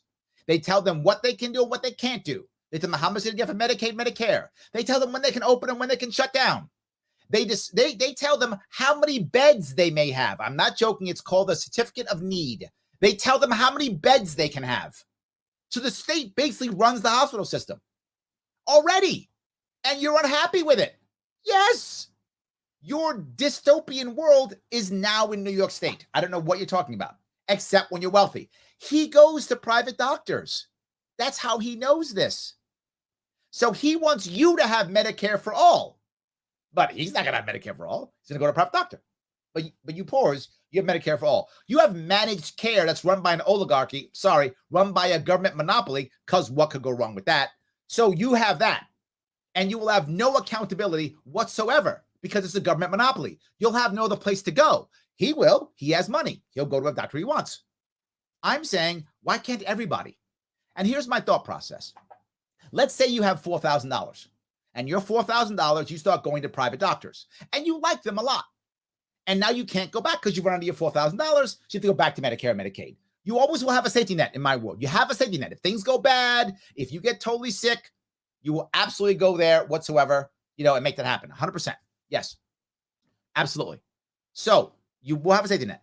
But now you're going to say, I can't go back to the doctor. And the doctor's going to see that and see people coming and then not coming back.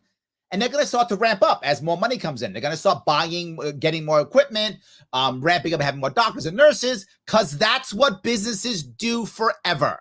They will begin to ramp up to take in new customers. That's what they do. As they begin to do that and you don't come back, they're going to say, why are you coming back? Well, I only got $4,000. I can't go after that. I don't have enough cash. I can't go back. Okay, wait a minute. Let's make a plan. How about if you come with your thing, you don't pay $1,000, you pay $500. Why? Because he wants the cash. Because profit is important, but so is revenue. And if you don't understand business, you know the difference between the two. Revenue matters. You want to keep the lights on. So you get all these people coming in, swiping that card. Now I start thinking, now I'm someone and I go, I don't want to go back to a Medicare doctor. I want to go to this doctor instead. Okay, let me do that. But something else begins to happen.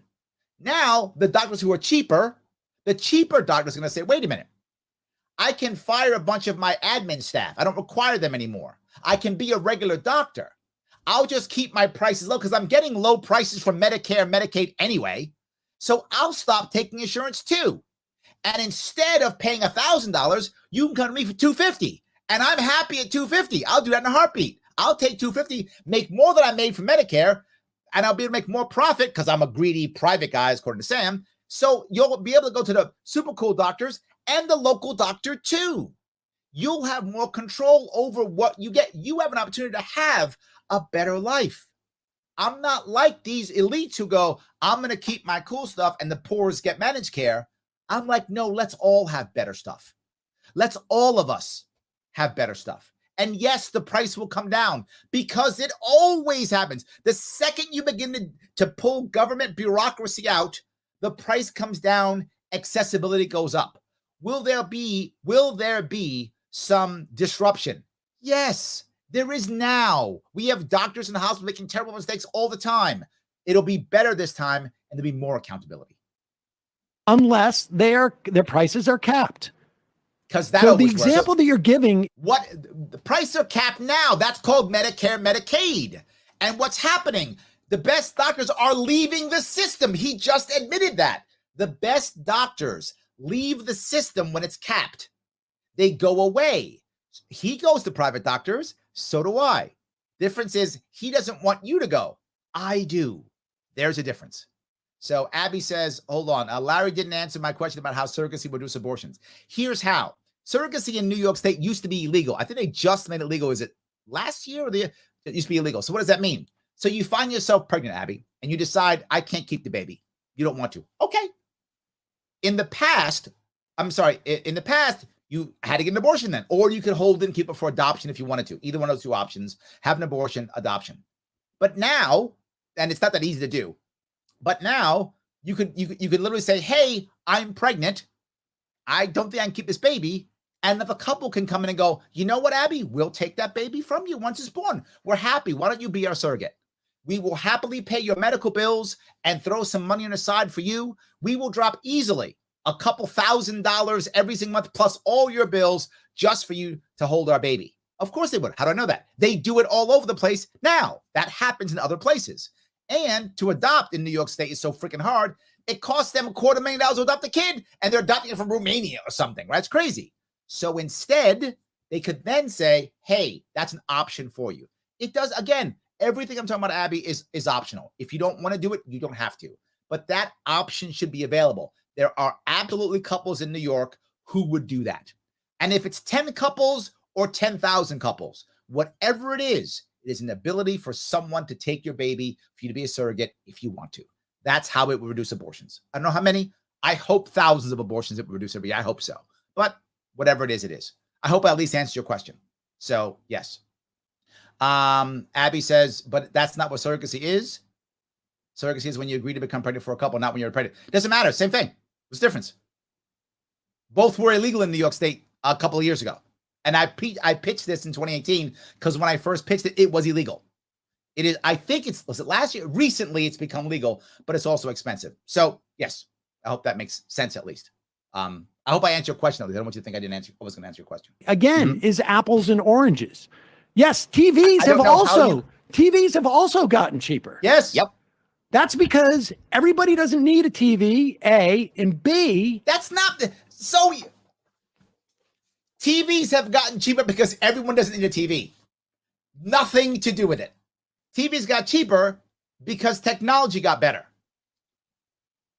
Yes, and the way we move things around got better. Nothing, because everyone doesn't need a TV. If you go back 30 years, everybody had a TV. Now, that's not true anymore. That's maybe 20 years probably.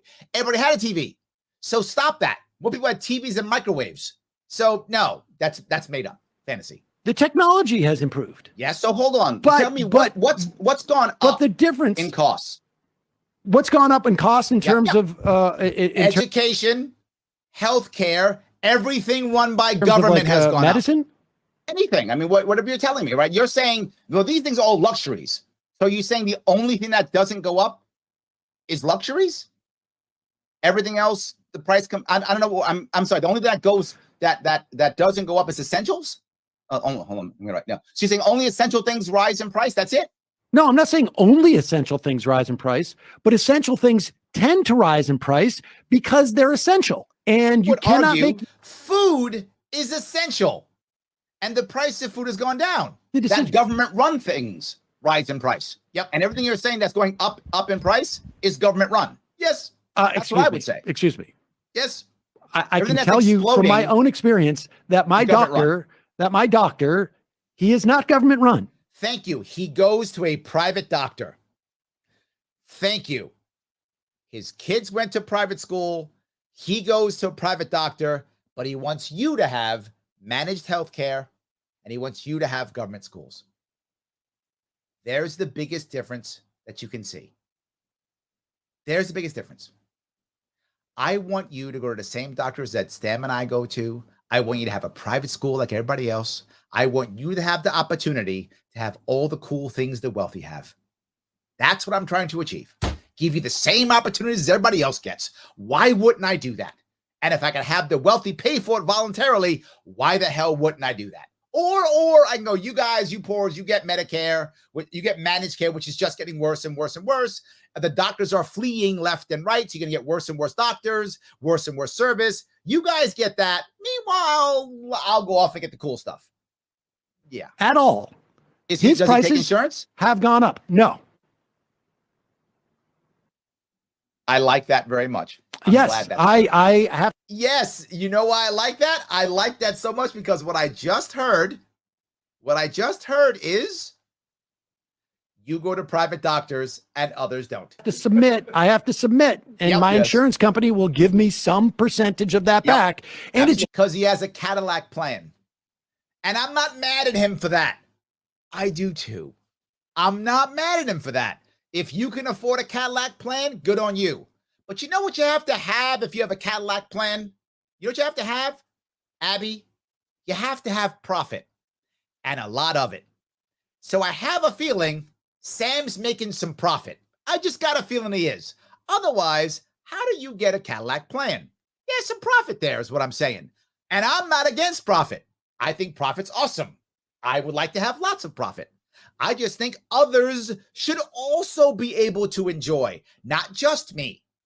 There is the difference. But I'm the selfish one. I'm the libertarian selfish one. And he's the one who cares so much. Yet he goes to private doctors and wants you to go to managed care. I go to private doctors. I want you to go to private doctors too. I have a plan for you to do so. Yeah. He sends kids to private school. Me too. I would like you to also send your kids to private school if you want to. I would like that if you want to. If you like public school, please go to public school. Whatever. You do you. I'm not here to force anybody. You should do what you feel is appropriate. But he just admitted something, which I think is really important. He is at that level. He makes lots of profit, but he's so mad at everybody else for making profit. So mad at everybody else for making profit. I'm not mad for making profit. Let's everybody make profit. Let's all do well. All good. Usually much less, actually, because they say, you know what? This is a baseline cost, and this is all that we cover. And with Medicare and Medicaid, it's even better because they actually contain costs. I love what you're saying because what I say often, people don't often believe me. I say there's a two-tiered system. Yes, and there is. Yes. So, yes. Yes. And what I'm trying to do is I'm trying to get more people in the lower system to hold on. Abby says Sam doesn't exploit Emma, Matt, or Bradley. I don't know if he does or doesn't. I don't assume that he does. But if he doesn't, assuming that you're right, I mean, again, I don't know this. I'm ignorant, so please take this as such. I don't know that he does or doesn't. For the sake of argument, let's say he does not. You are correct. Then why does he assume everybody else will? Why is the assumption that everybody else is going to exploit everybody else? If Sam doesn't, maybe I won't. Maybe you won't. Maybe a lot of people won't if you don't make a system that helps people exploit. How about that? So my assumption, as always, is You can make your own decision, Abby. You may be wrong. I may be wrong. But I would rather trust you to make a decision than I would trust any organization like a monopoly of government. A monopoly which has nothing to lose, can never be punished. Why in the world would I want that to make my decision for me? Sam seems to think that you don't get to make your decision, but he can. I think we all can. That's the difference. I think we can all make our own decisions, and sometimes we'll be wrong. We will. But I really think we can all make decisions. That's a big difference I think you see here. I'm not trying to keep the poors in their place. I want the poors to join me. And the poors, I'm teasing when I say that. But that's how people think. I don't think that way at all. I think we're all human beings, and we all deserve the same opportunity everyone else deserves. I'm not mad at profit. I hope we all make lots of profit. I hope we all do well. And let's share the wealth. Let me make a system to where it makes sense to share the wealth. If I make a system to where it makes sense to share the wealth, people will share the wealth. That's all I'm saying. So yes, I'm not assuming that experience the higher system. But dude, that $4,000 is not going to go. If you're saying that a Medicaid person spends, we just said $4,000 a year, right? Whatever that number is. Okay. That $4,000 in the private sector is not going to go nearly as far. It's probably going to go, I don't know, maybe 80%, maybe 70%, maybe 60%. You're probably right. I'm not against these things. But again, even if you do it, what do you mean against these things? You're not. But okay. So my point is you still keep, if for example, you're someone who Medicare says you're going to spend $2,000 a year. Their actuaries believe that to be true. That's the average. So they'll give you $2,000 that you can use on any medical facility as a swipe. Done deal. You'll go. Let's say you use up all your $2,000. Okay, you're not finished. You can go to regular Medicare. You probably can't go to those cool doctors anymore. Once that happens, you're like, man, I like that cool doctor. I don't want to go back to a Medicare doctor. What are we going to happen? You'll tell your local doctor, can you do the swipey thing? He might change over. Other than will say, how come you're not coming back? I don't have my money anymore. All right, maybe I'll lower my prices so you can come in and do that. That's how the system works. That's literally what happens. It creates competition. People will change. That's what will happen over time. Not 5 minutes. Most people won't change this at all, but some will. But what's even better? What happens if you're not sick a year? You're not sick. You have $2,000. Next year, what do you get? $2,000. Now you got $4,000 in your pocket. All right. So maybe you go to your regular Medicare, Medicaid doctor for your normal checkup. Because you don't feel sick, you go normal checkup, you pay, you do your, but now you think, wait, I'm getting older, I want to test, I want something, I got a problem. Now you got $4,000. Boom, use that. You still get to have some of the good stuff. Why wouldn't I create that system to let people do that? And if something happens where, you get cancer or something terrible, you fall back to the Medicare system. The safety net is still there, but it begins to shift the system. And that's what I want. They can go and blow some money on a doctor that they're not going to see again because they've got to go to their regular doctor with Medicaid. Correct. You have to. Yep. Yes, that's exactly what I'm saying. Yes, you're correct. And so how does that not raise prices? So all of a sudden my doctor now has 20 potential clients in any given day, patients, I should say. And he's like, I only have time to see 10. I only have time to see 10. Right. I guess I can raise my prices. So this is his logic, which is utterly untrue. He says, well, I got 10 patients. I can only see 10 patients. So I guess I'll raise my prices. So he's going to punish the 10 people who come. That's what he's going to do. No, he's going to expand. That's literally what every business does. They hire another doctor or a nurse or rent another office space. That's what actually happens. It's as if Sam doesn't know how business works. What he's saying is a fantasy. I don't go, oh, well, I'm just not going to work anymore. I'm just going to raise my prices. That's not what happens.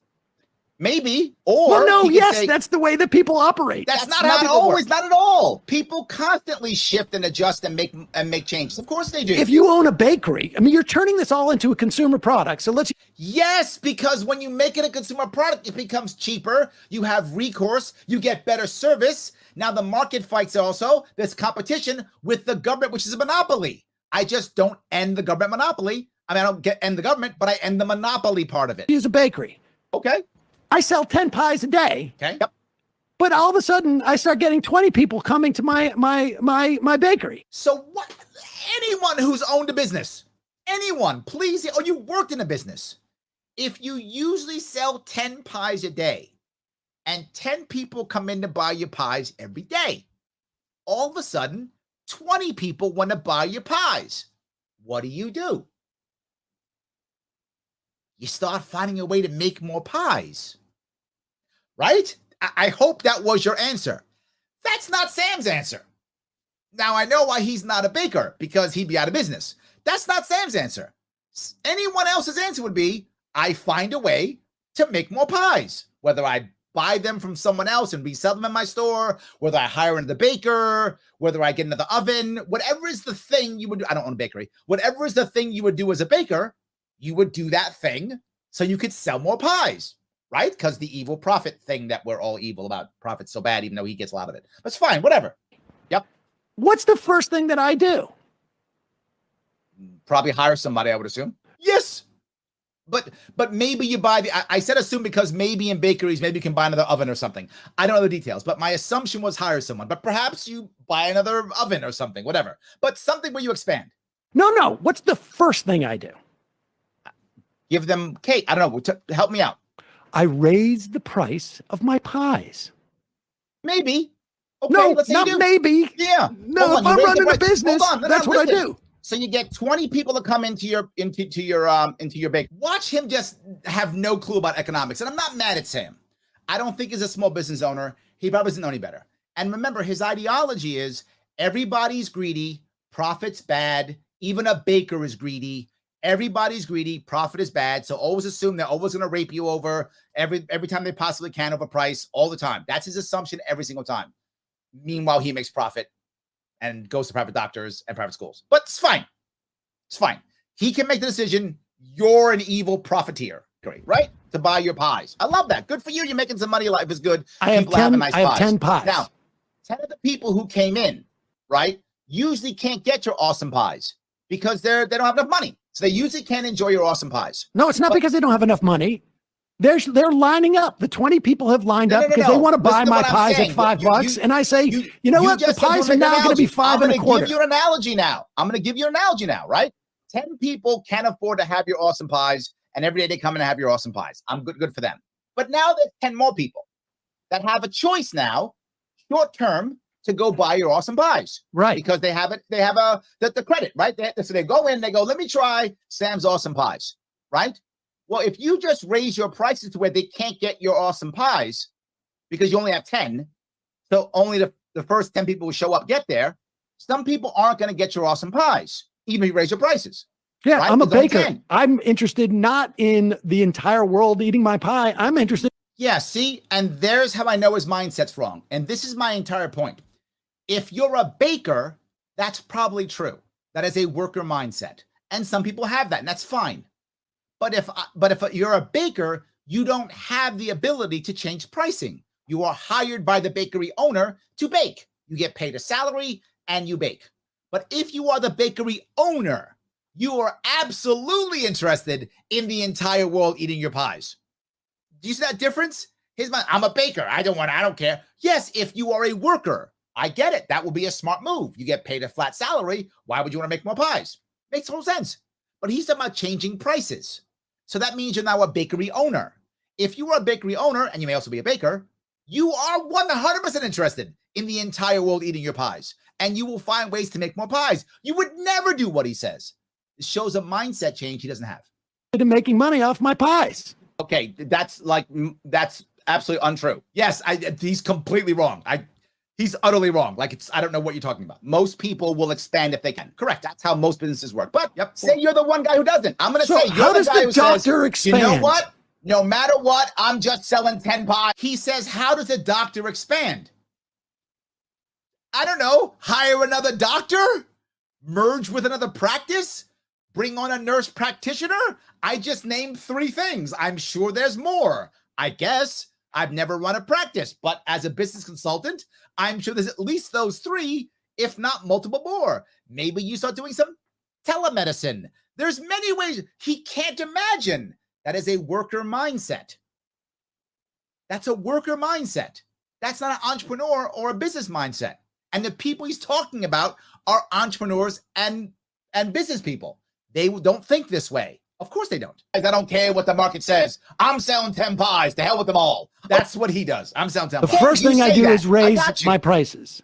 Then the second thing, you're going to sell 10 pies. Then the second thing is I hire another. Yes, which is what I said. Exactly. Yes. That's the second thing I do. Correct. Now, what is the analogy where the doctor You're not does letting me what? finish my story because I think you know where I'm going with it already. Yes. My story is if you no decide to only sell your 10 pies because you're hardcore Sam, you're only selling 10 pies. Okay, great. Then those other 10 people are going to go someplace else to get their cool pies. And they're going to go to Emma's Bakery to get the cool pies. That's going to happen. Right? And if she's hardcore like you, I'm only selling 10 pies. He's doing it too. Then they go to Matt's Bakery. And eventually they're going to be more people selling pies. And they're going to start lowering their prices. How do I know that? Because that's what always happens. What you're saying is, let's just give it more money. Or better, your other plan is, let's make Medicare for all and let's hope that the wealthy people in this country decide that's okay. That they go along with your plan. And the wealthy people aren't. They're going to do what he's doing. They're going to go to other people. They control this country right now. They're not. They're just going to have their own system. They're going to make sure Medicare or whatever is garbage. And they're not even going to be part of your plan. All right. Yes. And literally, he already agreed. It's already happening. We haven't got to Medicare for all yet. And it's already happening. The wealthy have their own world. He's part of it. He's part of the wealthy world. He's already doing it. So all you poors, you get the Medicare for all. We're still unsure what the worst doctors will be in because they're going to keep the best doctors for themselves. Yes. I'm trying to, and this is the part I want to make sure that people understand. And some of you may not get this. The wealthiest people in this country, or the wealthy people in general, it's not that they're so selfish that only they can win. Most of them actually just don't care. That's a fact. They're not evil or mean. Many of them are apathetic. That's true. I know many of them. What does that mean? It's not that they don't want you having a cool doctor. They just want to make sure they have a cool doctor. And as long as they have a cool doctor, they don't mind if you have a cool doctor. They actually don't care if you have a cool doctor or not. And that sounds cruel. And it's probably true. But I don't want you to think they want you to have a bad doctor. That's not what they want. They actually don't care. They just want to make sure they have a good doctor. And I'm okay with that. Just let other people have good doctors too. And we can all have good doctors. But if we go to Medicare for all or get even close, and we see it already, he's admitted it, there will be a two-tier system. The best doctors will go to the upper tier. They'll make sure they're getting their good doctors, and you guys can have your managed care garbage managed by bureaucrats. Good luck. That's what will happen. Make a realistic culture change. I understand what you're saying. People start seeing that there is a way that this can be better. Adding a baker. That is what I'm trying to achieve. Adding somebody to help you bake pies, much easier than adding a doctor in a facility. No, it isn't. Okay, first off. Well, only in New York State law, yes, but we should change New York State law to make it easier. I mean, I'm happy to open up immigration more and have doctors 100%. from. We can agree on that. Look at that! I knew we'd get something to agree with, Sam. That's something. We did it. But Larry, I'm interested. He does not want to agree with me. I agree with him on immigration. Sam, give me something. I agreed on immigration with you. You should have been good to me on that one. Interested in this notion that do you think there's a problem with a Medicare for all system? Aside, or I should say, it sounded like what the issue you had with that is that the oligarchs that hold sway on our system will prevent that from happening, and that's the problem with it. I think you see it already. So why are we giving them tax cuts? Because the way that they got to be. All right, this is a great point, and this is a valid question. And I love this question. Why are we giving them tax cuts? Because I'm trying to encourage them to voluntarily do the right thing. Now, again, I don't think they actually care. I don't. And I don't want you to think that, I think all the rich people love the world. I don't think that. I think most of them don't care. They're apathetic. So if we create a system to where it makes sense for them to do the right thing, they will. Not because they care, because it makes sense. So if you know who they are, act accordingly, and then they will act accordingly too. That's human nature. That's how it works. That's why we would actually give them the opportunity. Yes. Steven says, Larry should have seen the YouTube chat during this, close minded sheep. The problem is, look, Sam is very controversial. That's true. He is, no doubt. He also can be very dismissive. He can also be very polarizing. That's true. So the people who watch him tend to agree with him, right? They tend to think he's right and agree with him. And if they agree with him, they've got to make me look bad. I'm not mad at the people. I expected to be dragged in the comments. I expected it. I mean, I'm going into the lion's den. I'm going to get eaten by lions. But I can't see any other way of me getting these ideas out into the left. I think the left has to hear them. I think some will come our way. I think some will get it. And that's my hope. But it's something else. We have to talk. We have to talk.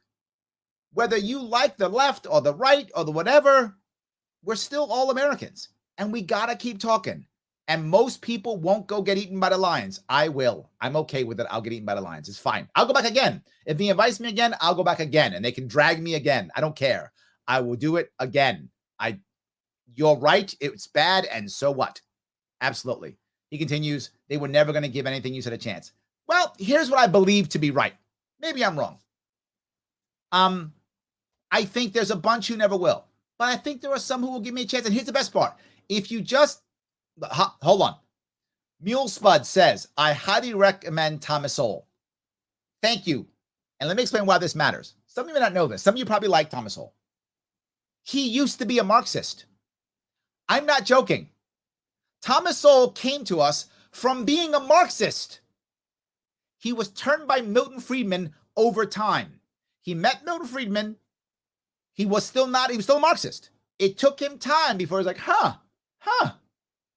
Thomas Sowell, with the information he had, made the best decision that made the most sense to him, which at that early part of his life made him a Marxist. As he learned more through Friedman, he became a libertarian. If there's a Thomas Sowell hiding in Sam Cedars, people, I want that person. I want that person if they're there. And if it takes me 6 months, a year, 5 years to turn him, I'm okay to do that. So someone's got to walk across the street. Someone's got to fix this. I'm happy to get beat up and do it. Yes, I'm happy to get beat up and do it. I want to talk about it. Yes. So any case, Abby says, for years, they tried to get corporations not to go overseas and outsource labor tax incentives. Didn't work. They used the money in the relocation. No, I think you're right, Abby. That was a bad system. A better system, if you were to do that, would be actually to copy kind of the immigration part that he talked about. End our overseas wars, which are dumb that we're fighting all those overseas wars. End all of our sanctions against states like Iran and Cuba and North Korea. End all those sanctions and end all that. And give some of the military industrial complex companies that are now building bombs, give them the opportunity to have early adopter contracts in those newly open markets. That will, again, the military industrial complex doesn't want to kill people. They just don't care. They want to make money. This goes back to my apathy piece. I believe this. And if they can sell bombs, they'll sell bombs. If they can sell trucks, they'll sell trucks. They'll sell whatever it takes to make their profit, because I guess profit's evil. They're all evil. They actually are evil. So I guess in that one you win. They are evil. Those guys are evil. Anyway, so now we give them some special privilege for them to go there instead and sell, I don't know, computers or couches or whatever is the thing that the people want there. Go do that. Sell that there. Stop bombing people. I think we can do it the right way. Those ideas for overseas weren't working because we were with one hand saying X and the other hand saying Y. I'm saying the same idea every time. Focusing our ability, not on just getting corporations to stay. That isn't the issue. On getting corporations and big business and big government to support the working poor and the middle class. If we focus on supporting the working poor and the middle class, all of America will get better. Those are the two key aspects we must focus on. That's what's important. That's the critical piece. Hopefully that makes sense to you, what I'm trying to achieve. Oligarchs was because we shifted from a tax system which in the 50s and 60s taxed 90% on every dollar over what would be considered $3 million today annually. 90 cents on every dollar. So I then go into the idea of taxes and things like that. So I don't know if I want to go much further on this. But yeah, so we go into some tax rates and I talk about the way that the rich always, find a way to make money anyway. I guess we can finish this up real fast. A few more minutes. Above $3 million in today's dollars, which kept wealth inequality relatively in check. Now, the reality of the wealth inequality piece, what has made the wealth inequality larger than anything else? It's been the Fed. And most who don't think that, but it's true. Because during every boom and bust cycle, the wealthy get more money and buy up more assets, and the middle class and poor get hammered. That's the two biggest things. Not just that, the normalization of the market, and on top of that, the destruction of any regulation on banking. Now you might say, Larry, you're libertarian. Yes, I am, but I don't want no regulation on banking. And the reason why is a cultural one, believe it or not, is because people don't understand banking. We don't understand. The average person doesn't. I shouldn't say that. The average person doesn't understand banking. They don't get it. The average person doesn't know that there are mortgages in the market now because we got rid of Glass-Steagall in, was it 99? I think it was Clinton, 1999, late 90s or 2000, one of the two. I think it was 99. We got rid of Glass-Steagall, which made it so that now we throw everything into the market. So yeah, he's right in this regard, but it isn't just because of a tax rate. How do I know that? Because the second you start taxing the rich, they find ways around it. What do? They move to the Cayman Islands or they pack them and leave the state. California and New York have left, and I bring this up in this thing. I relatively in check. Obviously, a lot of problems that existed in society at that time, but relatively in check. Yep. And so why do all your proposals essentially cement that problem, which you have just indicated would be the problem with Medicare? Because that's your first complaint with Medicare, that the oligarchs who run this country are going to fight you on it. I mean, yes, they're gonna fight me on them taking Medicare, right? If you make it to where you cannot be a doctor in the country unless you run the system and you must go through Medicare, that is never going to happen. He's not going to take that system. He's going to make sure Medicare for all works, but we still get our private insurance, or we still get our private doctors with no insurance. That's going to exist. And let me ask you, if you're a doctor and you get stuck in that Medicare system, or you can go and be a private doctor, the best doctors are going to be private doctors. Yes. That's the whole piece, right? Yeah. That's my point. My goal in my perfect world is, in my perfect world, and maybe it's a perfect world, but I want more people to have the opportunity to move up in their own life, to be middle class, to be upper middle class, to be wealthy, to be all the cool things they want. And if you're not going to be wealthy or in the middle class, even if you're going to stay working poor because you don't have the desire, or maybe you physically are in a situation where you can't physically make that step up to the next level. Perhaps you can't do that or don't want to do it, whatever, that you'll still have a good life and have to enjoy some of the same cool things that other people enjoy. I don't want to keep you just good enough. And I feel like so many people are like, well, at least you got something. I hear that at least piece all the time. All the time I hear the at least piece. I don't want the at least mindset. I want everyone to be thinking you can be as good as you want to be. Even if you can't, then go higher. Get a piece of it. Get a good doctor. I don't care if you're poor. You're poor. Okay, I got it. Whatever it was, you did something, fate messed you up, whatever was the reason. Right now, you're poor. Okay. You can't get a good doctor. You got to go to managed care. He gets a good doctor. I do. Why can't you? I would agree with that.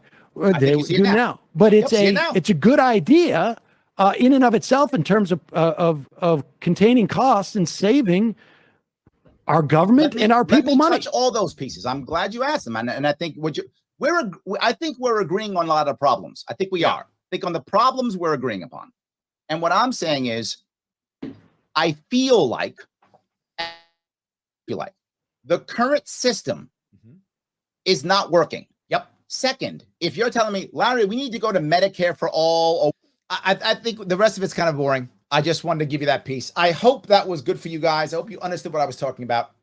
I am, again, to be clear, very happy that he wanted to talk. I would go on again in a heartbeat. And yes, I know I got dragged badly in his chat, and I would get dragged again. I'm fine with it. Crossing over, talking to the left and the right is incredibly important for us as a liberty movement. We have to do it. Someone's got to do it. I'm happy to do it. Some of you got mad. Why didn't you yell at him or whatever? I don't want to do that. It's not the right answer. I want him to see us as human. I want him to see us as trying to do the right thing. That's what I want to try to do. I want him to see us as trying to do the right thing, not as just evil, dismiss people who should be dismissed. And I hope that would be true. That was my entire goal. And I do want to keep going if I could. Guys, if you want to support, please join my Discord. Larry Sharpe Discord. The link's right there if you want to, right there. Support my sponsors, World's Smallest Food Quiz. That link is right there. If you think you might be an authoritarian or a progressive or a conservative or a libertarian, whatever, take that quiz. It's a couple of minutes. You take it. It's awesome. Share it with others. It's a good conversation piece, too, on top of it. If you want to support me running across this state, LarrySharpe.com/donate. And if you want a cool shirt or a mug like this one, you can head over to LarrySharpe.com/shop. Click that link, pick up a mug or something to help me out as I become the only independent candidate on the ballot here in New York State for governor. The only one. No one else will make it except me. Oh my God, is that embarrassingly bad? And even he said it. He actually said he hopes I make it because he knows. And some of you who don't like me or think I'm wrong or bad or whatever you might think, recognize something. If you want any third party in this nation as a national party or in New York State, either one of those two, if I don't make the ballot and I don't make 130,000 votes so that I can stand the ballot, there will be none. Zero. Not one. Because you will not have ballot access. You'll not be able to be on a ballot in New York State for a generation. I'm not making that up. If you think I'm making it up, do your own homework. It's absolutely true. There will not be anyone on for at least a generation. So you might think Andrew Yang's going to have this cool forward party. Not if we can't get ballot access in New York State. He's not. Nope. Not going to happen. So you want the Green Party to come back? Not going to happen. You want the Liberal Party to come back? You want the Sand Party to come back? Not going to happen if I don't make it. So mine is very important. So if you don't want to do any of those things, do me one other favor. Like, comment, and share. In fact, put it into Sam's side. If he wants to look at it, he can get mad at me and tell me I'm wrong or whatever the case may be. Any of those things, I appreciate that. You know, whatever the case may be, I'm happy. So I'm happy. So yes, I hope that will be good. Shelly says, great show in chat tonight. It was good. I agree. I think you're right. It was good. Yes. Paul says, this is bigger than Larry, New York. He's fighting for all y'all. You know, what's funny is I am. That sounds so weird, but it's actually true. It actually is. If you want to have a third party, if you want to have an extra voice at the same old left, right, and I will go one more set if I could. For some of you who are still mad at me, I know some of you are, I would ask, is there any other governor candidate who would actually go back and forth with you and tell you how they actually feel and what they're actually trying to achieve? And more importantly, who won't pander to you or lie to you? You guys have been watching me literally for 5 years. You see that I do everything live and I do everything with no notes. I did that talk with him, no notes and live. I've done everything. Why? Because what you're getting is the real me. If you don't like the real me, you don't like me. I get it. But I hope you at least go, oh, no, that's really him. He's not pandering. It's what he believes. And I also hope you think that I'm actually talking in good faith and that while you may not like what I'm saying, I hope you know that I am still doing what I think is best. And I'll go one step further. If I'm proven wrong, and you've seen me do it, I will say I'm wrong. I'll change my mind if I'm proven wrong. I will. And that's all I have to say. Guys, thank you so much for giving me so much time. Almost 3 hours tonight. God, thank you for those of you who stayed. You're the best. I appreciate it. I know it was a long one. I haven't done it in a while, but I do appreciate it so much. For those of you who stayed, thank you so much. Those of you who watched, amazing. Thank you so much. I will see you all very soon.